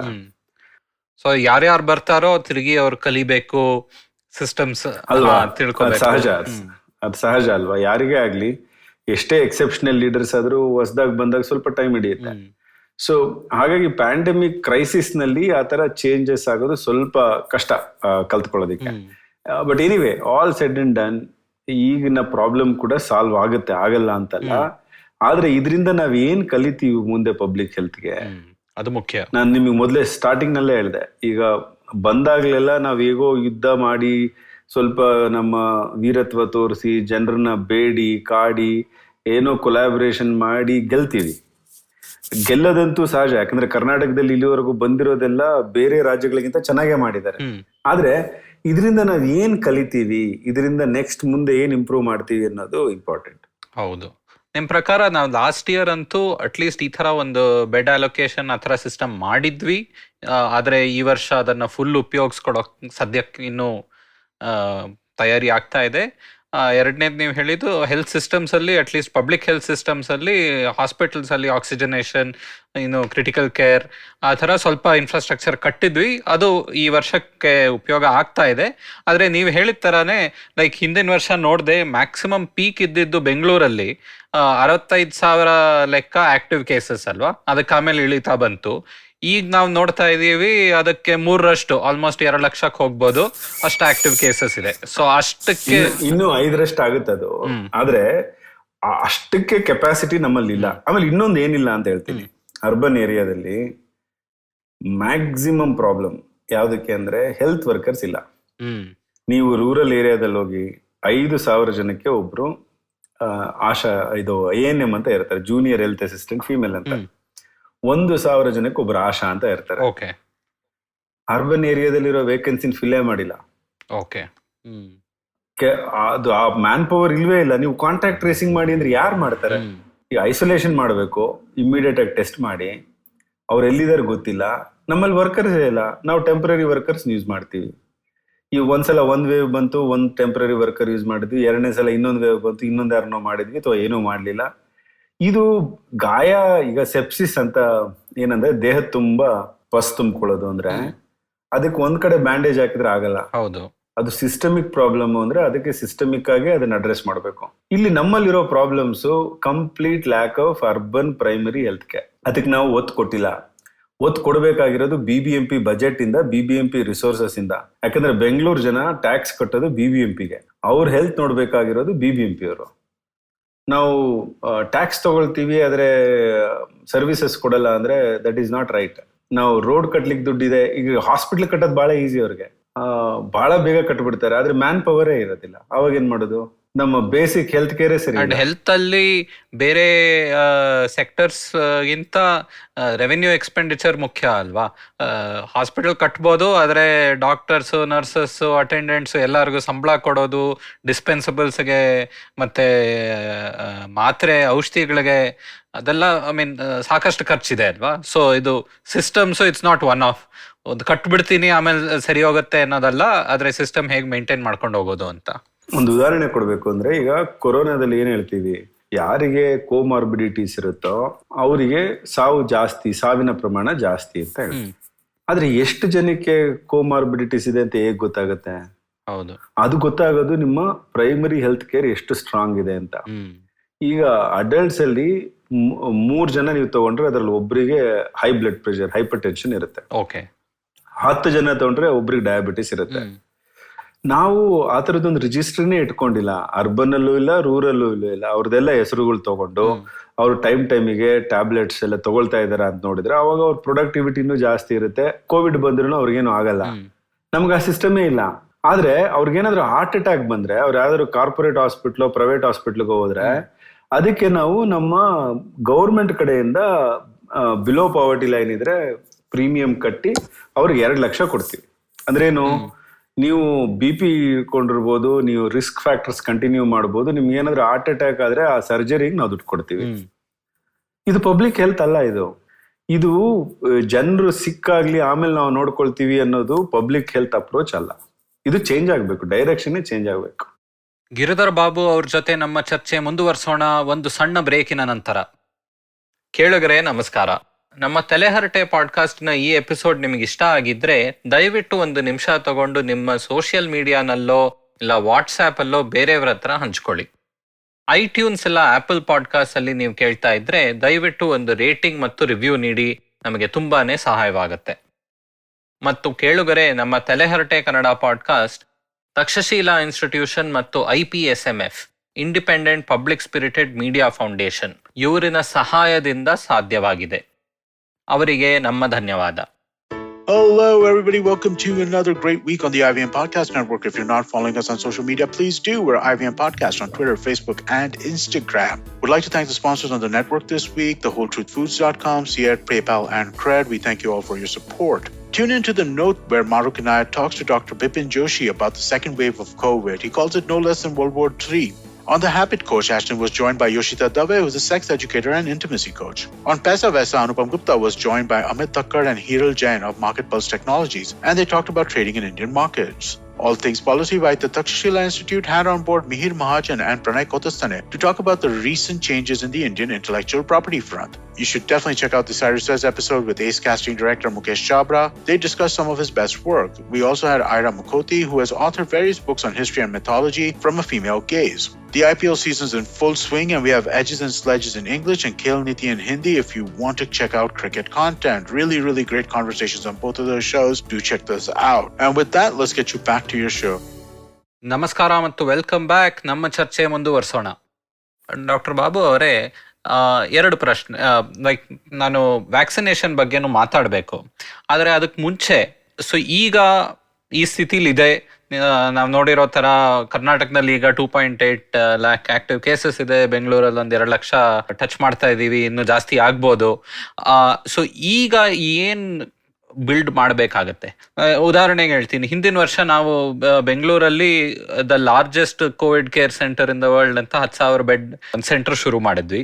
ಅದನ್ನ ತಿರುಗಿ ನಾವು ರಿವೈವ್ ಮಾಡಬೇಕಾ, ಇಲ್ಲ ನಾವೇನೋ ಈಗ ಶಿಪ್ಪಿಂಗ್ ಕಂಟೈನರ್ ಅಲ್ಲಿ ICU ಯೂನಿಟ್ಸ್ ಅಂತ ನ್ಯೂಸಲ್ಲಿ ಕಾಣಿಸುತ್ತೆ, ಬೇರೆ ಈ ತರ ನ್ಯೂಸ್ಗಳು ಬರ್ತಾ ಇರತ್ತೆ. ಆದರೆ ನೀವು ಹೇಳೋ ಥರ ಅದು ಸಿಸ್ಟಮ್ ಕಟ್ಟಬೇಕು, ಬರೀ ಇನ್ಫ್ರಾಸ್ಟ್ರಕ್ಚರ್ ಅಲ್ಲ. ಈಗ ನಾವು ಇರೋ ಸ್ಥಿತಿಯಲ್ಲಿ ಬೆಂಗಳೂರಲ್ಲಿ ಥ್ಯಾಂಕ್ಫುಲಿ ಉತ್ತರ ಪ್ರದೇಶ್ ಥರ ಬೇರೆ ಕಡೆ ಥರ ಅಷ್ಟೊಂದು ಸಮಸ್ಯೆಗೆ ಇಳಿದಿಲ್ಲ, ಆಗಲೇ ಸ್ವಲ್ಪ ಒಳ್ಳೆ ಸಿಸ್ಟಮ್ಸ್ ಇದೆ. ಹೈಯೆಸ್ಟ್ ಪ್ರಯಾರಿಟಿಲಿ ಏನ್ ಮಾಡ್ಬೇಕಾಗತ್ತೆ ಸರ್ಕಾರದ ಪರವಾಗಿ ಅಂತ ನೀವು ಹೇಳ್ತೀರಾ? ನೋಡಿ, ಏನ್ ಮಾಡಿದ್ರು ಟೆಂಪರರಿ ಕೆಲಸ ಮಾತ್ರ ಮಾಡಬಾರ್ದು. ಈಗ ಒಂದ್ ದೊಡ್ಡ ಇನ್ಫ್ರಾಸ್ಟ್ರಕ್ಚರ್ ಕ್ರಿಯೇಟ್ ಮಾಡಿ ಕೋವಿಡ್ ಮುಗಿದ ಕೂಡಲೇ ಅದು ಕೂಡ ಮಾಯ ಆಗೋದ್ರೆ ಇನ್ವೆಸ್ಟ್ಮೆಂಟ್ಸ್ಗೆ ಲಾಂಗ್ ಟರ್ಮ್ ಬೆನಿಫಿಟ್ ಸಿಗೋದಿಲ್ಲ. ನಮ್ಮಲ್ಲಿ ಸಾಕಷ್ಟು ಹಾಸ್ಪಿಟಲ್ಸ್ ಇದೆ. ಈಗ ಬೆಂಗಳೂರಿನಲ್ಲಿ 100ಕ್ಕಿಂತ ಜಾಸ್ತಿ ಅರ್ಬನ್ ಹೆಲ್ತ್ ಸೆಂಟರ್ಸ್ ಇದೆ. ಅಲ್ಲಿ ಇನ್ಫ್ರಾಸ್ಟ್ರಕ್ಚರ್ ಇಂಪ್ರೂವ್ ಮಾಡಿ ಒಂದೊಂದು PHC ನಲ್ಲೂ ಅಡಿಷನಲ್ ಕೆಪಾಸಿಟಿ, ಅಲ್ಲಿ ಜಾಗ ಕೂಡ ಇದೆ, ಇದೇ ಹೊಸ ಜಾಗ ತಗೊಳ್ಬೇಕಾಗಿಲ್ಲ. ಅಲ್ಲೊಂದು ಅಷ್ಟು ಬೆಡ್ಸ್ ಮಾಡಿ, ಯಾರು ಬಡವರು ಇದಾರೋ ಫ್ರೀಯಾಗಿ ಟ್ರೀಟ್ಮೆಂಟ್ ಕೊಡೋದು, ನಮ್ಮ PHCನೇ ಅಪ್ಗ್ರೇಡ್ ಮಾಡಿ ಅಲ್ಲಿ ಕ್ಯೂರೇಟಿವ್ ಸರ್ವಿಸಸ್ ಸ್ಟಾರ್ಟ್ ಮಾಡಿ. ಆಮೇಲೆ ಒಂದು PHCಗೆ 1 ಲಕ್ಷ 2 ಲಕ್ಷ ಅದಕ್ಕಿಂತ ಜಾಸ್ತಿ ಇದೆ ಕೆಲವು ಕಡೆ ಏರಿಯಾ ಪಾಪ್ಯುಲೇಷನ್, ಅದನ್ನ ಕಮ್ಮಿ ಮಾಡಿ ಎಕ್ಸ್ಟ್ರಾ ಮೆಡಿಕಲ್ ಆಫೀಸರ್ಸ್ ಹಾಕೊಳ್ಳಿ, ಫ್ರಂಟ್ ಲೈನ್ ವರ್ಕರ್ಸ್, ಆಶಾಸ್ ಮತ್ತೆ ANMs ನಲ್ಲಿ ಇನ್ವೆಸ್ಟ್ ಮಾಡಿ. ಇದೆಲ್ಲ ಇವಾಗ ಬೇಕು, ಯಾಕೆ ಕ್ರೈಸಿಸ್ ಇದೆ. ಆದ್ರೆ ಅದರಲ್ಲಿ ಪಾಪ I should credit again BBMP commissioner, ಇಲ್ಲಿವರೆಗೂ ಫಿಲ್ಅಪ್ ಮಾಡದಲ್ಲೇ ಇರುವಂತ ವೇಕೆನ್ಸೀಸ್ ANM ನ ಅರ್ಬನ್ ಏರಿಯಾದಲ್ಲಿ ಅಂತ ಫಸ್ಟ್ ವೇವ್ ನಲ್ಲಿ ಹಿಂದಿನ ಕಮಿಷನರ್ ಫಿಲ್ಅಪ್ ಮಾಡಿದ್ರು. ಈಗ ಅದನ್ನ ಅವರಿಗೆ ಸ್ಯಾಲರಿನೇ ಬಂದಿಲ್ಲ, ಅದು ಅಪ್ರೂವ್ನೇ ಆಗಿಲ್ಲ, ಕ್ಯಾನ್ಸಲ್ ಆಗೋಯ್ತು ಈಗ. ಎಲ್ಲಿ ಎಫರ್ಟ್ಸ್ ಆಗುತ್ತೋ ಅದು ಕೂಡ ನಾವು ಕಂಟಿನ್ಯೂ ಮಾಡ್ಲಿಲ್ಲ ಅಂದ್ರೆ ನಾವು ಕಲ್ತಿದ್ದೇನು ಅಂತ. ಮತ್ತೆ ನಾವು ಡಿಫೆನ್ಸ್ ಈ ವಾರ್ ಟೈಮ್ ಅಲ್ಲಿ ಜನ ಡ್ಯೂಯಲ್ ಯೂಸ್ ಅಂತ ಮಾತಾಡ್ತಾರಲ್ವಾ, ಅಂದ್ರೆ ಯುದ್ಧ ಕಾಲದಲ್ಲಿ ಒಂದು ಉಪಯೋಗ ಇರುತ್ತೆ, ಯಾವುದೋ ಒಂದು ಬಿಲ್ಡಿಂಗ್ ಆಗ್ಲಿ ಎಕ್ವಿಪ್ಮೆಂಟ್ ಆಗ್ಲಿ ಏನಾದ್ರೂ, ಪೀಸ್ ಟೈಮ್ ಅಲ್ಲಿ ಇನ್ನೊಂದು ಉಪಯೋಗ ಇರುತ್ತೆ. ನೀವು ಹೇಳೋದು ನಾವು ಕೋವಿಡ್ ನಾವು ಏನೇನ್ ಸಿಸ್ಟಮ್ ಆಗ್ಲಿ ಇನ್ಫ್ರಾಸ್ಟ್ರಕ್ಚರ್ ಆಗ್ಲಿ ಏನಾದ್ರೂ ಕಟ್ತೀವೋ ಅದು ಕೋವಿಡ್ ಇಲ್ದೇ ಇರೋವಾಗ್ಲೂ ಅದಕ್ಕೆ ಉಪಯೋಗ ಇರಬೇಕು, ಇಲ್ಲ ಅಂದ್ರೆ ಅದಕ್ಕೆ it will be a waste ಅಲ್ವಾ? ಯಾಕಂದ್ರೆ ಇನ್ವೆಸ್ಟ್ಮೆಂಟ್ ಜಸ್ಟ್ ಸುರಿತಾ ಇರ್ತೀವಿ ಅಷ್ಟೇ. ಇವಾಗ ನಾವು ಬೆಂಗಳೂರಿನಲ್ಲಿ ಅಥವಾ ಇಡೀ ದೇಶದಲ್ಲಿ ಏನ್ ಮಾಡ್ಬೇಕೋ ಅದು ಮೊದಲಿಂದ ಕೂಡ ನಾವು ಮಾಡ್ಬೇಕಿತ್ತು. ಅಷ್ಟು ಹಾಸ್ಪಿಟಲ್ಸ್ ಬೇಕು, ಅಷ್ಟು ಬೆಡ್ಸ್ ಬೇಕು, ಅಷ್ಟು ಜನ ಫೀಲ್ಡ್ ವರ್ಕರ್ಸ್ ANMs ಬೇಕು, ಅಷ್ಟು ಜನ ಆಶಾಸ್ ಬೇಕು. ಕೋವಿಡ್ ಅಲ್ಲಿ ಏನಾಗುತ್ತೆ ಅಂದ್ರೆ ಅದು ನಮಗೆ ಗೊತ್ತಾಗುತ್ತೆ, ಅಯ್ಯೋ ಇದು ಪ್ರಾಬ್ಲಮ್ ಇದೆಯಲ್ಲ ಅಂತ. ಅವಾಗ ನಾವೇನ್ ಮಾಡ್ತೀವಿ, ಏನೋ ಒಂದು ಟೆಂಪ್ರರಿ ಮೆಷರ್ ಮಾಡ್ತೀವಿ. ಕೋವಿಡ್ ಮುಗಿದ್ಮೇಲೆ ಮತ್ತೆ will go back to our original. ಇದು ಎಷ್ಟು ಪ್ಯಾಂಡೆಮಿಕ್ ಆಗ್ಬೇಕು ನಮ್ಗೆ ಇದು ಅರ್ಥ ಆಗೋದಕ್ಕೆ. ಪ್ರತಿ ವರ್ಷ ಡೆಂಗು ಔಟ್ಬ್ರೇಕ್ಸ್ ಆಗುತ್ತೆ, ಜನ ಸಾಯ್ತಾರೆ ಬೆಂಗಳೂರಿನಲ್ಲಿ. ಪ್ರತಿ ವರ್ಷ ನಾವ್ ಇದೇ ಮಾತಾಡ್ತೀವಿ, ಏನು ಆಕ್ಷನ್ಸ್ ಆಗಲ್ಲ. We have become sort of insensitive ಇವಕ್ಕೆಲ್ಲ. ನಮ್ಗಾಗ್ಲಿಲ್ವಲ್ಲ. ಈ ಪಾಲಿಸಿ ಮೇಕಿಂಗ್ ಅಲ್ಲೂ ಕೂಡ ಪಬ್ಲಿಕ್ ಹೆಲ್ತ್ಗೆ ಸ್ಟ್ರಾಟಜಿ ಮತ್ತೆ ಫೋಕಸ್ ಎಲ್ಲಿ ಸಿಗ್ತಾ ಇದೆ? ಇದರಲ್ಲಿ ಇನ್ನೊಂದು ಮತ್ತೆ ಇದೇ ತರ ನಾವು ಹಲವಾರು ವರ್ಷದಿಂದ ಸ್ಯಾನಿಟೇಷನ್ ಮೇಲೆ ಕೆಲಸ ಮಾಡ್ತಾ ಇದ್ದೀವಿ ದೇಶದಲ್ಲಿ. ಒಂದು ಕಾಲದಲ್ಲಿ ಟೋಟಲ್ ಸ್ಯಾನಿಟೇಷನ್ ಕ್ಯಾಂಪೇನ್ ಅಂತ ಇತ್ತು, ಆಮೇಲೆ ನಿರ್ಮಲ್ ಭಾರತ್ ಅಭಿಯಾನ ಆಯಿತು, ಸ್ವಚ್ಛ ಭಾರತ್ ಅಭಿಯಾನ ಆಯಿತು. ಒಂದೇನು ಮುಖ್ಯವಾಗಿ ಎಲ್ಲರೂ ನಾವು ಕಲಿತ್ವಿ ಆ್ಯಂಡ್ ಸಿಸ್ಟಮ್ಸೇ ಸ್ವಲ್ಪ ಚೇಂಜ್ ಆಗಿದೆ ಅಂದರೆ ಈ ಥರ ಒಂದು ಹೈಜೀನ್ ಸ್ಯಾನಿಟೇಷನ್ ಆ ಥರ ಒಂದು ವಿಷಯದ ಬಗ್ಗೆ ಮಾತಾಡುವಾಗ ಬರೀ ಜನರಿಗೆ ಮಾಹಿತಿ ಕೊಟ್ರೆ ಸಾಕಾಗಿಲ್ಲ, ಬಿಹೇವಿಯರ್ ಚೇಂಜ್ ಮಾಡೋದು ಮುಖ್ಯ ಅಂತ. ಸೊ ಟಾಯ್ಲೆಟ್ ಏನಕ್ಕಿರಬೇಕು, ಮನೆ ಏನಕ್ಕೆ ಉಪಯೋಗಿಸ್ಬೇಕು, ಏನಕ್ಕೆ ಕೈ ತೊಳ್ಕೊಬೇಕು, ಸೋಪ್ ಯೂಸ್ ಮಾಡಬೇಕು, ಅದೆಲ್ಲ ಬಿಹೇವಿಯರ್ ಚೇಂಜಲ್ಲಿ ಒಂದಷ್ಟು ಎಕ್ಸ್ಪೆರಿಮೆಂಟ್ಸ್ ಬೇರೆ ಬೇರೆ ಕಡೆ ಆಗಿದೆ. ಮೇ ಬಿ ರೂರಲ್ ಇಂಡಿಯಾಲ್ ಜಾಸ್ತಿ ಆಗಿದೆ, ಅರ್ಬನ್ನಲ್ಲಿ ಇನ್ನೂ ಕಡಿಮೆ ಆಗಿರಬಹುದು. ಸೊ ಬಟ್ ಆ ಥರ ನಾನು ಒಂದು ಬಿಹೇವಿಯರ್ ಚೇಂಜ್ ಅಂತ ಗುರಿ ಇಟ್ಟು ಈ ಪ್ಯಾಂಡಮಿಕ್ ಕಾಲದಲ್ಲಿ ಇನ್ನೂ ನಾನು ನೋಡಿಲ್ಲ. ಶುರು ಯಾವಾಗ ಆಯ್ತೋ ಆವಾಗ್ಲಿಂದ ಇವಾಗ ತನಕ ನೋಡಿದ್ರೇನು ಸೇಮ್ ಮೆಸೇಜ್ ಇದೆ, ಮಾಸ್ಕ್ ಹಾಕೊಳ್ಳಿ, ಆಚೆ ಮಾಸ್ಕ್ ಇದು ಕೈ 20 ಸೆಕೆಂಡ್ ಕೈ ಸೋಪಿಂದ ವಾಶ್ ಮಾಡಿ, ಸ್ಯಾನಿಟೈಸರ್ ಉಪಯೋಗಿಸಿ. ಸೊ ನೀವು ನೋಡ್ತಾ ಇದ್ದೀರಾ ಬೇರೆ ಕಡೆ ಈ ಮೆಸೇಜಿಂಗ್ ಅನ್ನ ಬೇರೆ ಥರ ಟ್ರಾನ್ಸ್ಲೇಟ್ ಮಾಡ್ತಾ ಇದ್ದಾರಾ ಜನ? ಯಾಕಂದ್ರೆ ನಾನು ಏನಕ್ಕೆ ಬೆಳಗ್ಗೆ ಎದ್ದಾಗ ಹಲ್ಲುಜ್ತೀನಿ, ನಾಟ್ ಬಿಕಾಸ್ ಯಾರೋ ಅವೇರ್ನೆಸ್ ಕೊಟ್ಟಿದ್ದಾರೆ ಇದು ನನಗೆ ಹೆಲ್ತಿ ಅಂತ, ನನ್ ಬೇರೆ ಬೇರೆ ಕಾರಣದಿಂದ ಒಂದು ಹ್ಯಾಬಿಟ್ ಆಗಿದೆ ಅಲ್ವಾ? ಸೊ ನಿಮಗೆ ಅದರಲ್ಲೂ ಏನಾದರೂ ಬದಲಾವಣೆ ಕಾಣಿಸ್ತಾ ಇದೆಯಾ? ಗ್ರೌಂಡ್ ವರ್ಕ್ ಆಗ್ತಾ ಇದೆಯಾ ಈ ಥರ ಚೇಂಜಿಂಗ್ ಹಾರ್ಟ್ಸ್ ಅಂಡ್ ಮೈಂಡ್ಸ್ ಅಂತಾರಲ್ಲ? ನೋಡಿ, ನಾವು ಪಬ್ಲಿಕ್ ಹೆಲ್ತಲ್ಲಿ ಕೆಲಸ ಮಾಡ್ತಾ ಮ್ಯಾಕ್ಸಿಮಮ್ ಪ್ರಾಬ್ಲಮ್ ನಮಗೆ ಎಲ್ಲಿ ನಾವು ಕಾಣ್ತೀವಿ ಅಂದರೆ ಫ್ರಮ್ ನಾಲೆಜ್ ಟು ಬಿಹೇವಿಯರ್. ನಮಗೆ ಅದ್ರ ಬಗ್ಗೆ ಗೊತ್ತಿರ್ಬೋದು, ಆದರೆ ಬಿಹೇವಿಯರಲ್ ಆಕ್ಷನ್ ಚೇಂಜ್ ಮಾಡೋವಂಥದ್ದು, ವೈರಸ್ ಪಾಪ ಅದ್ರ ಪಾಡಿಗೆ ಅದು ಹೆಂಗೋ ಚೇಂಜ್ ಹಾಕೊಂಡಿರುತ್ತೆ.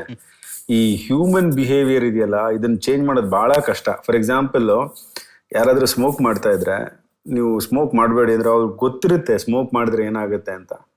ಆದರೆ ಆ ಆಕ್ಷನ್ ತಗೊಳ್ಳೋದಿದೆಯಲ್ಲ, ಅವ್ರ ಬಿಹೇವಿಯರ್ ಚೇಂಜ್ ಮಾಡೋದು ಬಹಳ ಕಷ್ಟ. ವಾಕ್ ಮಾಡ್ತಿರಲ್ಲ, ಎಕ್ಸರ್ಸೈಸ್ ಮಾಡ್ತಿರಲ್ಲ, ಮಾಡಿ ಅಂದ್ರೆ ಹೌದೌದು ಮಾಡಿದ್ರೆ ಒಳ್ಳೇದು ಅಂತ ಗೊತ್ತು ಎಲ್ಲರಿಗೂ. ಎಷ್ಟು ಜನ ಮಾಡ್ತಾರೆ? ಇದೇ ತರ many behaviours which make people healthy or make them unwell, ಅದನ್ನು ಚೇಂಜ್ ಮಾಡಬೇಕು ಅಂದ್ರೆ ನಮ್ಮ ಹೆಲ್ತ್ ಸಿಸ್ಟಮ್ ಅಲ್ಲಿ ಇವಾಗ ಅದಕ್ಕೆ ಜಾಗನೇ ಇಲ್ಲ. ಈಗ ನಾನು ಡಾಕ್ಟ್ರು, ನೀವು ಬರ್ತೀರಾ ಪೇಷಂಟ್ ಅಂದಾಗ, ನಾನು ನೋಡಪ್ಪ ನಾಳೆಯಿಂದ ನೀನು ವಾಕ್ ಮಾಡ್ಬೇಕು, ಎಕ್ಸರ್ಸೈಸ್ ಮಾಡ್ಬೇಕು. ಆಯ್ತು ಸರ್ ಮಾಡ್ತೀನಿ, ಮುಗ್ದೋಯ್ತು ಅಲ್ಲಿಗೆ. ಜ್ಞಾನನೂ ಕೊಟ್ಟಾಯ್ತು. ಅವ್ರು ನೆಕ್ಸ್ಟ್ ಡೇ ಇಂದ ಅವ್ರು ಮಾಡ್ತಾರೆ ಅಂದ್ಕೊಂಡದ್ದಾಯ್ತು, ಮುಗ್ದೋಯ್ತು. ಪಾಪ ಅವ್ರಿಗೆ ಟೈಮ್ ಇಲ್ಲ, ಡಾಕ್ಟರ್ಗೂ ಟೈಮ್ ಇಲ್ಲ, ಪೇಷಂಟ್ಗೂ ಟೈಮ್ ಇಲ್ಲ. ಹೌದು, ಎಲ್ಲಿದೆ? ವೇರ್ ಇಸ್ ದ ಸರಿ, ಕೊನೆಗೆ ನೀವೇನೋ ಬಹಳ ಮೋಟಿವೇಟ್ ಆಗ್ಬಿಟ್ಟು ನಾಳೆಯಿಂದ ನಾನು ವಾಕ್ ಮಾಡೇ ಮಾಡ್ತೀನಿ ಅಂತ ನೀವು ಡಿಸೈಡ್ ಮಾಡಿದ್ರಿ. ನಮ್ಮ ಬೆಂಗಳೂರು ರೋಡ್ನಲ್ಲಿ ಎಷ್ಟು ರೋಡ್ಗಳು ನೀವು ಕ್ರಾಸ್ ಮಾಡ್ಕೊಂಡು ವಾಕ್ ಮಾಡ್ಕೊಳಕ್ಕಾಗತ್ತೆ? ಎಲ್ಲಿದೆ ವಾಕಬಿಲಿಟಿ? ಸರಿ, ಅದನ್ನು ಕ್ರಾಸ್ ಮಾಡಿ ಹೋದ್ರಿ, ಎಷ್ಟು ಕಡೆ ಸೇಫ್ ಇದೆ? ಎಷ್ಟು ಕಡೆ ನಾವು ವಾಕಿಂಗ್ ಲೇನ್ಸ್ ಮಾಡಿದೀವಿ, ಬೈಸಿಕಲ್ ಲೇನ್ಸ್ ಮಾಡಿದೀವಿ? ಬೈಸಿಕಲ್ ಲೇನ್ಸ್ ಮಾಡಿರೋ ಕಡೆ ಕೂಡ ಕಾರ್ ಪಾರ್ಕಿಂಗ್ ಇದೆ. ಪಬ್ಲಿಕ್ ಹೆಲ್ತ್ ಅನ್ನೋದು ಸುಮ್ಮನೆ ಒಂದು ಪ್ಯಾಂಡಮಿಕ್ ಟೈಮ್ನಲ್ಲಿ ಏನೋ ಒಂದಷ್ಟು ಸಂದೇಶ ಕೊಟ್ರೆ ಚೇಂಜ್ ಆಗಲ್ಲ. ಜ್ಞಾನ ಇದ್ದು ಅದನ್ನ ಟ್ರಾನ್ಸ್ಫರ್ ಮಾಡಿದ್ರೂ ಜನ ಚೇಂಜ್ ಆಗಲ್ಲ. ಅಂಥದ್ರಲ್ಲಿ ಒಂದು ಸಿಸ್ಟಮ್ಯಾಟಿಕ್ ಪ್ರೋಗ್ರಾಮ್ಗಳು ಮಾಡಿ, ಈ ರಿಸ್ಕ್ ಫ್ಯಾಕ್ಟರ್ಸ್ ಅಂದ್ರೆ ಯಾವುದರಿಂದ ಕಾಯಿಲೆಗಳು ಬರುತ್ತೋ ಅದನ್ನ ಹೇಗೆ ಕಮ್ಮಿ ಮಾಡಬೇಕು, ಆ ಕಮ್ಮಿ ಮಾಡ್ಲಿಕ್ಕೆ ಯಾವ ಅಪ್ರೋಚ್ ಯೂಸ್ ಮಾಡಬೇಕು, ಎಷ್ಟು ದುಡ್ಡು ಹಾಕಿ ಎಷ್ಟು, ಅದರಲ್ಲೆಲ್ಲ ಮ್ಯಾಕ್ಸಿಮಮ್ ರಿಟರ್ನ್ಸ್ ಇನ್ವೆಸ್ಟ್ಮೆಂಟ್ಗೆ. ನೀವು ಬರೀ 5 ಪೈಸೆ ಹಾಕಿದ್ರು ಇದು ಪ್ರಿವೆನ್ಷನ್ ಅಲ್ಲಿ, ಅದ್ರ ರಿಟರ್ನ್ಸು ಕೋಟಿಗಟ್ಟಲೆ ಬರುತ್ತೆ. In terms of population level, ಎಷ್ಟು ಕ್ಯಾನ್ಸರ್ ಪ್ರಿವೆಂಟ್ ಮಾಡಿದ್ವಿ, ಎಷ್ಟು ಜನಕ್ಕೆ ಹಾರ್ಟ್ ಅಟ್ಯಾಕ್ ನ ಪ್ರಿವೆಂಟ್ ಮಾಡಿದ್ವಿ. 4 ರಿಸ್ಕ್ ಫ್ಯಾಕ್ಟರ್ಸ್ ಇದೆ. ನಾವು ಊಟ ಹೇಗ್ ಮಾಡ್ತೀವಿ, ಫಿಸಿಕಲ್ ಎಕ್ಸರ್ಸೈಸ್ ಹೇಗ್ ಮಾಡ್ತೀವಿ, ಟೊಬ್ಯಾಕೋ, ಆಲ್ಕೋಹಾಲ್, ಇವ್ 4 ನಾವು ಕಂಟ್ರೋಲ್ ಮಾಡಿದ್ರೆ nearly 60 to 80% of all non communicable diseases ನ ಕಮ್ಮಿ ಮಾಡ್ಬೋದು. ಯಾವ್ದು ನಾನ್ ಕಮ್ಯುನಿಕಬಲ್ ಡಿಸೀಸ್ ಅಂದ್ರೆ ಡಯಾಬಿಟಿಸು, ಹೈಪರ್ ಟೆನ್ಷನ್, ಎಲ್ಲಾ ಕ್ಯಾನ್ಸರ್ಸ್. ಅದ್ರ ಬರ್ಡನ್ನೇ ಕಮ್ಮಿ ಆಗುತ್ತೆ. ಹೌದು, ನಾವು ಅದಕ್ಕೆ ನಾವ್ ಎಷ್ಟು ಖರ್ಚು ಮಾಡ್ತಾ ಇದೀವಿ. ಈ ಅಪ್ರೋಚೇ ತಪ್ಪು. ಈಗ ಏನು ಸ್ಯಾನಿಟೇಷನ್ ಇವೆಲ್ಲ ಇದೆಯಲ್ಲ, this is just a microcosm of all the public health actions that we should do. ಅದ್ರದ್ದು ಅಪ್ರೋಚೇ ಇಲ್ಲ ಅಂತ ನಾನು ಹೇಳ್ತಾ ಇರೋದು. ಅದು ಮಾಡ್ಬೇಕು. ಅದ್ರ ಮಾಡೋ ಮ್ಯಾಂಡೇಟು BBMP ಅಥವಾ ಎನಿ ಅರ್ಬನ್ ಲೋಕಲ್ ಬಾಡಿ ಅಥವಾ ಎನಿ ಹೆಲ್ತ್ ಡಿಪಾರ್ಟ್ಮೆಂಟ್ ಇರಬೇಕು. ನಾವು ಆ ದಿಟ್ಟಿನಲ್ಲಿ ಸಾಗ್ತಾ ಇಲ್ಲ ಅನ್ನೋದು ಒಂದು ವಿಷಾದ ಸಂಗತಿ. ಖಂಡಿತ ಡಾಕ್ಟರ್ ಗಿರಿಧರ್ ಅವರೇ. ಸೊ ಇದರಲ್ಲಿ ಈ ಪಬ್ಲಿಕ್ ಹೆಲ್ತಿನ ಕೊನೆ ಒಂದು ಅಂಶದ ಬಗ್ಗೆ ಮಾತಾಡೋಣ ಅಂತ ಅನ್ಕೊಂಡೆ, ವ್ಯಾಕ್ಸಿನೇಷನ್. ಇವಾಗ ಬೇರೆ ಯಾವ ಪಬ್ಲಿಕ್ ಹೆಲ್ತ್ ಕೆಲಸನೂ ನಮ್ಮ ದೇಶದಲ್ಲಿ ನಾವು ತುಂಬ ಚೆನ್ನಾಗಿ ಮಾಡಿಲ್ವೋ, ವ್ಯಾಕ್ಸಿನೇಷನ್ ಅಂತೂ ಇವಾಗ ಚೈಲ್ಡ್ ಇಮ್ಯುನೈಸೇಷನ್ ಅಲ್ಲಿ ಚೈಲ್ಡ್ ವ್ಯಾಕ್ಸಿನೇಷನ್ ನಮ್ಮ ದೇಶದಲ್ಲಿ it's the largest programme in the world ಅಲ್ವಾ. ಅಫ್ಕೋರ್ಸ್ ಭಾರತದಲ್ಲಿ ಏನ್ ಮಾಡಿದ್ರೇನು ತುಂಬಾ ಸತಿ ಅದು ಲಾರ್ಜೆಸ್ಟ್ ಆಗೋಗುತ್ತೆ, ಯಾಕಂದ್ರೆ ನಮ್ಮ ದೇಶದಲ್ಲಿ ಎಷ್ಟು ಜನ ಮಕ್ಕಳಿದ್ದಾರೆ ಅಂತ ನೋಡಿದ್ರೆ ಬೇರೆ ಯಾವ ದೇಶದಲ್ಲೂ ಆ ಥರ ಇಲ್ವೇ ಇಲ್ಲ. ಚೈನಾನು ಇನ್ನೂ ಜನ ವಯಸ್ಸಾಗೋಗಿದ್ದಾರೆ, ಅದೇನೋ ಒಂದು. ಆದ್ರೆ ಅಷ್ಟು ವರ್ಷದಿಂದ ಮಾಡ್ಕೊಂಡು ಬರ್ತಾ ಇದ್ದೀವಿ. ಪಲ್ಸ್ ಪೋಲಿಯೋ ಕ್ಯಾಂಪೇನ್ ಅಂತೂ ನಮಗೆ ಒಳ್ಳೆ ಎಕ್ಸ್ಪೀರಿಯನ್ಸ್ ಇದೆ. ಸೊ ವ್ಯಾಕ್ಸಿನೇಷನ್ಗೆ ನಮ್ಮ ದೇಶದಲ್ಲಿ ಏನು ಇದು ಹೊಸದಲ್ಲ. ಆದರೆ ಏನು ಪರ್ಹ್ಯಾಪ್ಸ್ ಹೊಸದು ಅಂದರೆ ಇದು ಈಗ ನಾವು ಫಾರ್ ದ ಫಸ್ಟ್ ಟೈಮ್ ಅಡಲ್ಟ್ಸನ್ನು ಟಾರ್ಗೆಟ್ ಮಾಡ್ತಾ ಇದ್ದೀವಿ, ಮಕ್ಕಳಲ್ಲ. ಸೊ ಇದರಲ್ಲಿ ನೀವು ಏನು ನೋಡಿದ್ದೀರಾ? ಈಗ ಅಫ್ಕೋರ್ಸ್ ನಾವು ಜಾಸ್ತಿ ಇನ್ನು ಸಪ್ಲೈ ಚಾಲೆಂಜಸ್ ಆಗಿದೆ. ಈಗ ಹೊಸದಾಗಿ ಅನೌನ್ಸ್ಮೆಂಟ್ ಬಂದಿದೆ ನ್ಯಾಷನಲ್ ಲೆವೆಲಲ್ಲಿ ದಟ್ 45 ವಯಸ್ಸು ಕೆಳಗೆ ರಾಜ್ಯ ಸರ್ಕಾರಗಳು ಮತ್ತು ಪ್ರೈವೇಟ್ ಸೆಕ್ಟರ್ ನೋಡ್ಕೋಬೇಕು ಅವ್ರ ವ್ಯಾಕ್ಸಿನೇಷನ್ ಅಂತ. ಸೊ ನಿಮ್ಮ ಅಭಿಪ್ರಾಯ ಏನು? ಈಗ ಒಳ್ಳೆ ಸಿಸ್ಟಮ್ ತಯಾರಿ ಆಗತ್ತಾ ಈಗ? ಯಾಕಂದರೆ ನನ್ನ ಪ್ರಕಾರ ಈ ಮಾಹಿತಿ ಇನ್ನೂ ಬೇಗನೆ ಜನಕ್ಕೆ ಸಿಕ್ಕಿದ್ರೆ, ಸರ್ಕಾರಗಳಿಗೂ ಸಿಕ್ಕಿದ್ರೆ ಇನ್ನೂ ಕೆಲಸ ಮಾಡ್ಬೋದಾಗಿತ್ತು ಅಂತ. ಲೈಕ್ ಫಾರ್ ಎಕ್ಸಾಂಪಲ್, ಕೇಂದ್ರ ಸರ್ಕಾರದ ಬಜೆಟ್ ಅಲ್ಲಿ ನಮಗೆ ವ್ಯಾಕ್ಸಿನೇಷನ್ಗೆ ಒಂದು ಬಜೆಟ್ ಲೈನ್ ಐಟಮ್ ಇದೆ, ಒಂದು 30,000 ಕೋಟಿ ಚಿಲ್ಲರೆ. ಆದ್ರೆ ರಾಜ್ಯ ಸರ್ಕಾರಗಳು ಸದ್ಯಕ್ಕೆ ಬಜೆಟ್ ಮಾಡಕ್ ಅವ್ರಿಗೆ ಅವಕಾಶನೇ ಸಿಗ್ಲಿಲ್ಲ ಬಜೆಟ್ ಅಲ್ಲಿ. ಸೊ ಈಗ ಅವರು ರಾಜ್ಯ ಸರ್ಕಾರಗಳಿಗೆ ಖರ್ಚು ಮಾಡಬೇಕು ಅಂದ್ರೆ ಹೊಸದಾಗಿ ಸಪ್ಲಿಮೆಂಟರಿ ಗ್ರಾಂಟ್ಸ್ ಕೇಳಬೇಕಾಗತ್ತೆ, ನಾವು ಬಜೆಟ್ ಹಿಡಿಬೇಕು. ಸೊ ಏನಂತೀರಾ, are we creating more problems? ಇವಾಗ ನನ್ನ ಪ್ರಕಾರ ಈ ಎಷ್ಟಾದರೂ ಆಗಲಿ ಫುಲ್ ವ್ಯಾಕ್ಸಿನೇಷನ್ ಕಾಸ್ಟ್ ಕೇಂದ್ರ ಸರ್ಕಾರ ಬೇರ್ ಮಾಡಿದ್ರೆ ಅದರಿಂದ ನಮ್ಮ ಇಕಾನಮಿಗೂ ಎಷ್ಟು ಬೆನಿಫಿಟ್ ಆಗುತ್ತೋ ಇದು ಟ್ಯಾಕ್ಸ್ ಅಲ್ಲಿ ವಾಪಸ್ ಹೋಗ್ಬಿಡ್ಬೋದು ಕೇಂದ್ರ ಸರ್ಕಾರಕ್ಕೆ. So are we creating more problems right now? ಇದು ನೋಡಿ, ಈಗ 400 ಕೋಟಿ ಕರ್ನಾಟಕ ರಾಜ್ಯ ಸರ್ಕಾರ ಅದನ್ನ ಇನ್ವೆಸ್ಟ್ ಮಾಡಿ 1 ಕೋಟಿ ತಗೊಳ್ತೀವಿ ವ್ಯಾಕ್ಸಿನ್ ಅಂತ ಹೇಳಿದ್ರು. ನಮ್ಮಲ್ಲಿ ಆಗ್ಲೇ ಸಾಕಷ್ಟು ಜನಕ್ಕೆ ವ್ಯಾಕ್ಸಿನೇಷನ್ ಪ್ರೋಗ್ರಾಮ್ ಸ್ಟಾರ್ಟ್ ಆಗಿದೆ. ಈಗ ನಮ್ಮಲ್ಲಿರೋ ಜನ 4 ಕೋಟಿ ಅಂದ್ಕೊಂಡ್ರು ಅಡಲ್ಟ್ಸ್, 3 ಕೋಟಿ ಅಂದ್ಕೊಳ್ಳಿ, 2 ಡೋಸು ಅಂದ್ರೆ 6 ಕೋಟಿ ಡೋಸ್ ಬೇಕು. 1 crore ಇವರು 400 crores ಅಂದ್ರೆ ನಾವು 3 ಕೋಟಿ ಜನಕ್ಕೆ ಡಬಲ್ ಡೋಸ್ ತಗೊಳ್ಳೋದಕ್ಕೆ ಸಾಕು. ದುಡ್ಡು ಬಹಳ ಜಾಸ್ತಿ ಆಗುತ್ತೆ ಅಂತೇನಿಲ್ಲ. ಇದು ನಮ್ಮ ರೋಡ್ ಕನ್ಸ್ಟ್ರಕ್ಷನ್, ಮೆಟ್ರೋ ಇಂಥದನ್ನೆಲ್ಲ ನೀವು ನೋಡ್ಕೊಂಡ್ರೆ ಅದರಲ್ಲಿ 1/10 ಕೂಡ ಅಲ್ಲ ಇದು ವ್ಯಾಕ್ಸಿನೇಷನ್ಗೆ. ಒಂದ್ಸಲ ಅಷ್ಟು ಇನ್ವೆಸ್ಟ್ಮೆಂಟ್ ಮಾಡಿದ್ರೆ ಜನ ಲೈಫ್ ಲಾಂಗು ಪ್ರೊಡಕ್ಟಿವಿಟಿ ಆಗುತ್ತೆ. ಸೊ ಇದು ರಾಜ್ಯ ಅಥವಾ ಕೇಂದ್ರ ಯಾರು ಇಂಪಾರ್ಟೆಂಟ್ ಅಲ್ಲ, ಯಾರು ದುಡ್ಡು ಹಾಕ್ತಾರೆ ಅಂತ ಯಾರಾದ್ರೂ ಹಾಕ್ಲೇಬೇಕು. ಆದ್ರೆ ನಾವು ಕಲ್ತಿದೀವಿ, ನಾವು ನಮ್ಮ ಪ್ರೋಗ್ರಾಮ್ಗಳಿಂದ ಏನಾದ್ರೂ ಕಲ್ತಿದೀವ ಅಂತ. ಅದು ಆಕ್ಚುಲಿ ಕಲ್ತಿಲ್ಲ ಅಂತ ನಂಗೆ ಅನ್ಸುತ್ತೆ. ಈಗ ನೀವು ಮೀಸಲ್ಸ್, ರುಬೆಲ್ಲಾ ಇವೆಲ್ಲ ನೋಡಿ, ಅಥವಾ ಪಲ್ಸ್ ಪೋಲಿಯೋ ನೋಡಿ, ನಮ್ಮಲ್ಲಿ ವ್ಯಾಕ್ಸಿನೇಷನ್ ಕವರೇಜ್ ಯಾವಾಗಲೂ ಮೈಕ್ರೋ ಪ್ಲಾನಿಂಗ್ ಮಾಡಿ ಜನರ ಹತ್ತಿರಕ್ಕೆ ಹೋಗಿ ವ್ಯಾಕ್ಸಿನ್ ಕೊಡುವಂಥದ್ದು ನಮ್ಮ ಪ್ರೋಗ್ರಾಮ್ಗಳು. ಬಟ್ ಇಲ್ಲಿ ನಾವು ಅವ್ರನ್ನ ರಿಜಿಸ್ಟ್ರೇಷನ್ ಮಾಡಿ ಅಂತ ಎಕ್ಸ್ಪೆಕ್ಟ್ ಮಾಡಿ ಅವ್ರು ಬಂದು ತಗೊಂಡೋಗಿ ಅವ್ರಿಗೆ ಮೋಟಿವೇಶನ್ ಇದ್ದು ಆಮೇಲೆ ಅವ್ರನ್ನೇ ಬ್ಲೇಮ್ ಮಾಡೋದು, ಜನಕ್ಕೆ ಬುದ್ಧಿ ಇಲ್ಲ, ಅವ್ರು ಬರೋದಿಲ್ಲ ಅಂತ. ಜನಕ್ಕೆ ಬುದ್ಧಿ ಇದೆ, ಬುದ್ಧಿ ಇಲ್ಲ ಅನ್ನೋದಲ್ಲ ಇಲ್ಲಿ ಪ್ರಶ್ನೆ. ಅವ್ರ ಹತ್ರ ಹೋಗ್ಬಿಟ್ಟು ನಾವು ವ್ಯಾಕ್ಸಿನೇಷನ್ ಹೇಗೆ ಕೊಡಬೇಕು ಅನ್ನೋ ಪ್ರೋಗ್ರಾಮ್ನ ನಾವು ಮಾಡಬೇಕು. ಇಲ್ಲಿ ಎಡವಿರೋದು ಕೇಂದ್ರ ಸರ್ಕಾರ. ಅದೇ ಮತ್ತೆ ರಾಜ್ಯ ಸರ್ಕಾರಗಳು ಇದರಲ್ಲಿ ಸ್ವತಂತ್ರ ಇಲ್ಲ. ಅವ್ರಿಗೆ ಹೆಂಗ್ ಬೇಕು ಹಂಗ್ ವ್ಯಾಕ್ಸಿನೇಷನ್ ಗೈಡ್ಲೈನ್ಸ್ ಮಾಡ್ಲಿಕ್ಕೆ ಆಗಲ್ಲ. ಕೇಂದ್ರ ಏನ್ ಹೇಳಿದೆಯೋ ಅಲ್ಲೇ ಮಾಡ್ಬೇಕು. ಸೊ ಟಾಪ್ ಡೌನ್ ಅಪ್ರೋಚ್ ಅಲ್ಲಿ ವ್ಯಾಕ್ಸಿನೇಷನ್ ಪ್ರೋಗ್ರಾಮ್ಗಳು ಕರೆಕ್ಟ್ ಆಗಿ ಆಗಕ್ ಸಾಧ್ಯನೇ ಇಲ್ಲ. ಇದರಲ್ಲಿ ಬಹಳಷ್ಟು ಥಿಂಕಿಂಗ್ ಚೇಂಜ್ ಆಗ್ಬೇಕು. ಅದೇ ಹೇಳಿದ್ನಲ್ಲ, ನಾವೇನ್ ಕಲಿತಾ ಇದೀವಿ ಅಂತ. ನನ್ನ ಪ್ರಕಾರ ವ್ಯಾಕ್ಸಿನೇಷನ್ ಅಲ್ಲಿ ಕಲ್ತಿದ್ದನ್ನು ಕೂಡ ಉಪಯೋಗಿಸ್ತಾ ಇಲ್ಲ. ಸೊ ಈಗ ಫಸ್ಟ್ ಸ್ಟೆಪ್, ಈಗ ಮೇ ಬಿ ಈಗ ರಾಜ್ಯ ಸರ್ಕಾರಗಳು ತಾನೇ ಖರ್ಚು ಮಾಡಬೇಕು ಅನ್ನೋ ಸ್ಥಿತಿಗೆ ಈಗ ನಾವು ಇಳಿದಿದ್ದೀವಲ್ಲ. ನೀವು ಹೇಳಿದ ನಿಜ. ಅಟ್ಲೀಸ್ಟ್ ಡೌನ್ ಸೌತ್ ನಮ್ಮ ಕರ್ನಾಟಕ ಸರ್ಕಾರ ಇವರೆಲ್ಲ like we are well off States, revenue ಚೆನ್ನಾಗಿದೆ, ಮಾಡ್ಬೋದು. ಆದರೆ ಈಗ ಕೊನೆಗೂ ಫ್ಲೆಕ್ಸಿಬಿಲಿಟಿ ಬರೋಕ್ಕೆ ಒಂದು ಅವಕಾಶ ಇದೆ ಅಂತೀರಾ? ಬೇರೆ ಬೇರೆ ಸ್ಟೈಲಲ್ಲಿ ಜನರ ಹತ್ರನೇ ಹೋಗೋದು, ಮೇ ಬಿ ಒಂದೊಂದು ಅಪಾರ್ಟ್ಮೆಂಟ್ ಅಲ್ಲಿ ಕ್ಯಾಂಪ್ ಮಾಡೋದು, ಒಂದೊಂದು ಹಳ್ಳಿಯಲ್ಲಿ ಕ್ಯಾಂಪ್ ಮಾಡಿ ವ್ಯಾಕ್ಸಿನೇಷನ್ ಮಾಡಿ ಮುಂದೆ ಹೋಗೋದು, ಆ ಥರ ಬೇರೆ ಬೇರೆ ಸಿಸ್ಟಮ್ಸ್ ಬರೋಕ್ಕೆ ಅವಕಾಶ ಇದೆ ಅಂತ ಹೇಳ್ತೀರಾ? Or is there the hope? Hope ಇದೆ. ಹೋಪ್ ಇಲ್ಲ ಅಂದ್ರೆ ಅದು ಮಾಡ್ಲಿಕ್ಕೆ ಆಗೋದೇ ಇಲ್ಲ. ಹೋಪ್ ಇದೆ. ಆ ಹೋಪ್ನೇ ನಾವು ತಗೊಂಡು ಮುಂದೆ ಹೋಗ್ಬೇಕು. ಚೇಂಜಸ್ ಮಾಡ್ಕೊಳ್ತಾರೆ, ಸಿಸ್ಟಮ್ ಕರೆಕ್ಷನ್ಸ್ ಅನ್ನೋದು ಹಾಗೆ ಆಗುತ್ತೆ. ಸೊ ಸಿಸ್ಟಮ್ ಈ ಎಷ್ಟು ಕೋರ್ಸ್ ಕರೆಕ್ಷನ್ ಮಾಡುತ್ತೆ ಇಲ್ಲ ಅನ್ನೋದು ನಾವು ಎಷ್ಟು ಪರ್ಸೀವ್ ಮಾಡ್ತೀವಿ ಅನ್ನೋದ್ರ ಮೇಲೆ ಡಿಪೆಂಡೆಂಟು.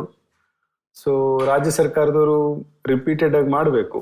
ಆಮೇಲೆ ನಿಮ್ಮ ಪಾಡ್ಕಾಸ್ಟ್ ಮೂಲಕ, ಬೇರೆ ಮಾಧ್ಯಮಗಳ ಮೂಲಕ ಈ ಥರದ್ದೊಂದು ಎನೇಬ್ಲಿಂಗ್ ಎನ್ವೈರನ್ಮೆಂಟ್ ಕ್ರಿಯೇಟ್ ಆಗಬೇಕು. ಅವಾಗ ಚೇಂಜಸ್ ಆಗುತ್ತೆ. ಸೊ ಪರ್ಸನಲ್ ಸೇಫ್ಟಿ ನೋಡಿಕೊಂಡು ಅದೆಲ್ಲ ಮಾಡಿ, what would be your message of if not hope, at least ಸ್ವಲ್ಪ ಇದರಿಂದ ನಾವು ಹೇಗೆ ಹೊರಗೆ ಬರ್ಬೋದು ಅಂತ ನೀವು ಹೇಳ್ತೀರಾ? ಲೈಕ್ ನಾವು ಹೇಗೆ ತಯಾರಿ ಆಗಬೇಕು personally, and what should we expect? ನಮ್ಮ ಸರ್ಕಾರದಿಂದ ನಾವು ಏನು ಕೇಳಬೇಕು ಅಂತ ಹೇಳ್ತೀರಾ ನೀವು ಗೋಯಿಂಗ್ ಫಾರ್ವರ್ಡ್? ಈಗ ಇದರಲ್ಲಿ ಹೋಪ್ ಇಲ್ಲ ಅಂತಲ್ಲ, ಹೋಪ್ ಸಾಕಷ್ಟಿದೆ. Vaccination is the biggest hope in this pandemic. ಇಷ್ಟು ಬೇಗ ನಮಗೆ 2 ವ್ಯಾಕ್ಸಿನ್ ಬಂದಿರೋದೇ ನಮ್ಮ ನಿಜವಾದ ಬೆಸ್ಟ್ ಆಪರ್ಚುನಿಟಿ. ನಿಮ್ಮ ಸರದಿ ಬಂದಾಗ 18 ವರ್ಷದ ಮೇಲಿರೋರು ವ್ಯಾಕ್ಸಿನ್ ತಗೊಳ್ಳಿ. ಪ್ರಶ್ನೆಗಳು ಎಲ್ಲಿ ಮಾಡಬೇಕು ಅಲ್ಲಿ ಮಾಡಿ. ಅಂದರೆ ನಮಗೆ ಯಾಕೆ ಪಬ್ಲಿಕ್ ಹೆಲ್ತ್ ಕಡೆ ಇನ್ವೆಸ್ಟ್ಮೆಂಟ್ಸ್ ಆಗ್ತಿಲ್ಲ, ಸರ್ಕಾರದವರು ಈ ಪ್ರಿವೆನ್ಷನ್ ಸರ್ವಿಸಸ್ ಯಾಕೆ ಕೊಡ್ತಾ ಇಲ್ಲ, some people want to quit smoking, ಅದಕ್ಕೇನು ಸರ್ವಿಸಸ್ ಯಾಕಿಲ್ಲ, ವಾಕಿಂಗ್ ಲೇನ್ಸ್ ಯಾಕಿಲ್ಲ, ಆ ಪ್ರಶ್ನೆಗಳು ನಾವು ಮಾಡ್ತಿಲ್ಲ. ಈ ವ್ಯಾಕ್ಸಿನ್ 80%, ಅದು 90%. ಯಾವ್ದು ಸರಿ? ನಾನು ತಗೊಳ್ಳಿಲ್ಲ ಅಂದ್ರೆ ಏನಾಗುತ್ತೆ? ಸೊ ನಮ್ಮ ಪ್ರಶ್ನೆಗಳು ಸರಿ ಇದ್ರೆ ಉತ್ತರ ಕೂಡ ಕರೆಕ್ಟ್ ಆಗಿ ಸಿಗುತ್ತೆ. ಎಲ್ಲಿ ಇನ್ವೆಸ್ಟ್ಮೆಂಟ್ ಮಾಡಬೇಕು ಅಲ್ಲಿ ಮಾಡಿ.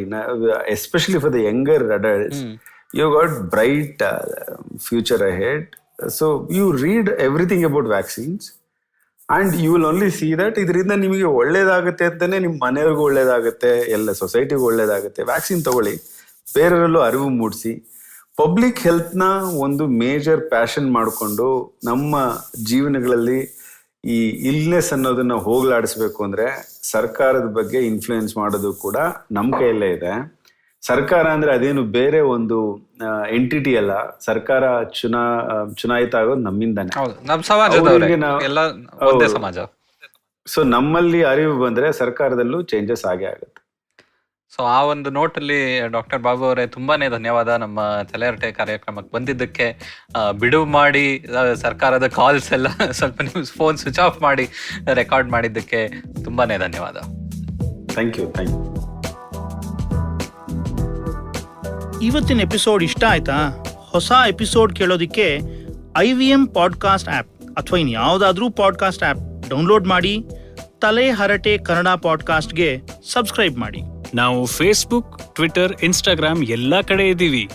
ಫಾಲೋ ಮಾಡಿ @ಹರಟೆಪಾಡ್ HARATEPOD. ಇನ್ನೂ ಏನಾದರೂ ಹಂಚ್ಕೋಬೇಕಾಗಿದ್ರೆ ಇಮೇಲ್ ಕಳಿಸಿ haratepod@gmail.com. ನಮ್ಮ ಈ ಕನ್ನಡದ ಹೊಸ ಪಾಡ್ಕಾಸ್ಟ್ ಬಗ್ಗೆ ಎಲ್ಲರಿಗೂ ತಿಳಿಸಿ. ಅಣ್ಣ ತಮ್ಮ, ಅಕ್ಕ ತಂಗಿ, ಅಂಕಲ್ ಆಂಟಿ, ಮನೆಯಲ್ಲಿರೋ ಟಾಮಿ, ಊರಲ್ಲಿರೋ ಫ್ರೆಂಡ್ಸು ಎಲ್ಲರಿಗೂ ಹೇಳಿ. ಮುಂದಿನ ವಾರ ಮತ್ತೆ ಭೇಟಿಯಾಗೋಣ. ಧನ್ಯವಾದ.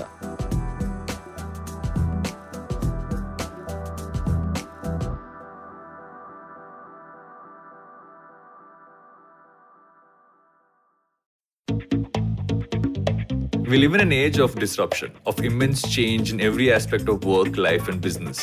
But is the old way of doing things truly dead? And are we ever going to stop saying the new normal?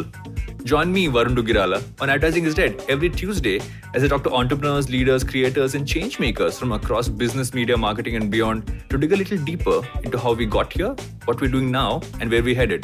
You can catch all the episodes of Advertising is Dead on the IVM Podcast website, app, or wherever you get your podcast from. Namaskar, dear friends. My name is Ashish Vidyarthi. Life, as you know, is a journey. And you and I, travelers, how can we celebrate this travel? I have a podcast for you. Begin the journey. I share stories and moments from my life. Do tune in every Monday and Thursday to listen to my podcast on the IVM Podcast website, app, or wherever you get your podcast from. Cheers.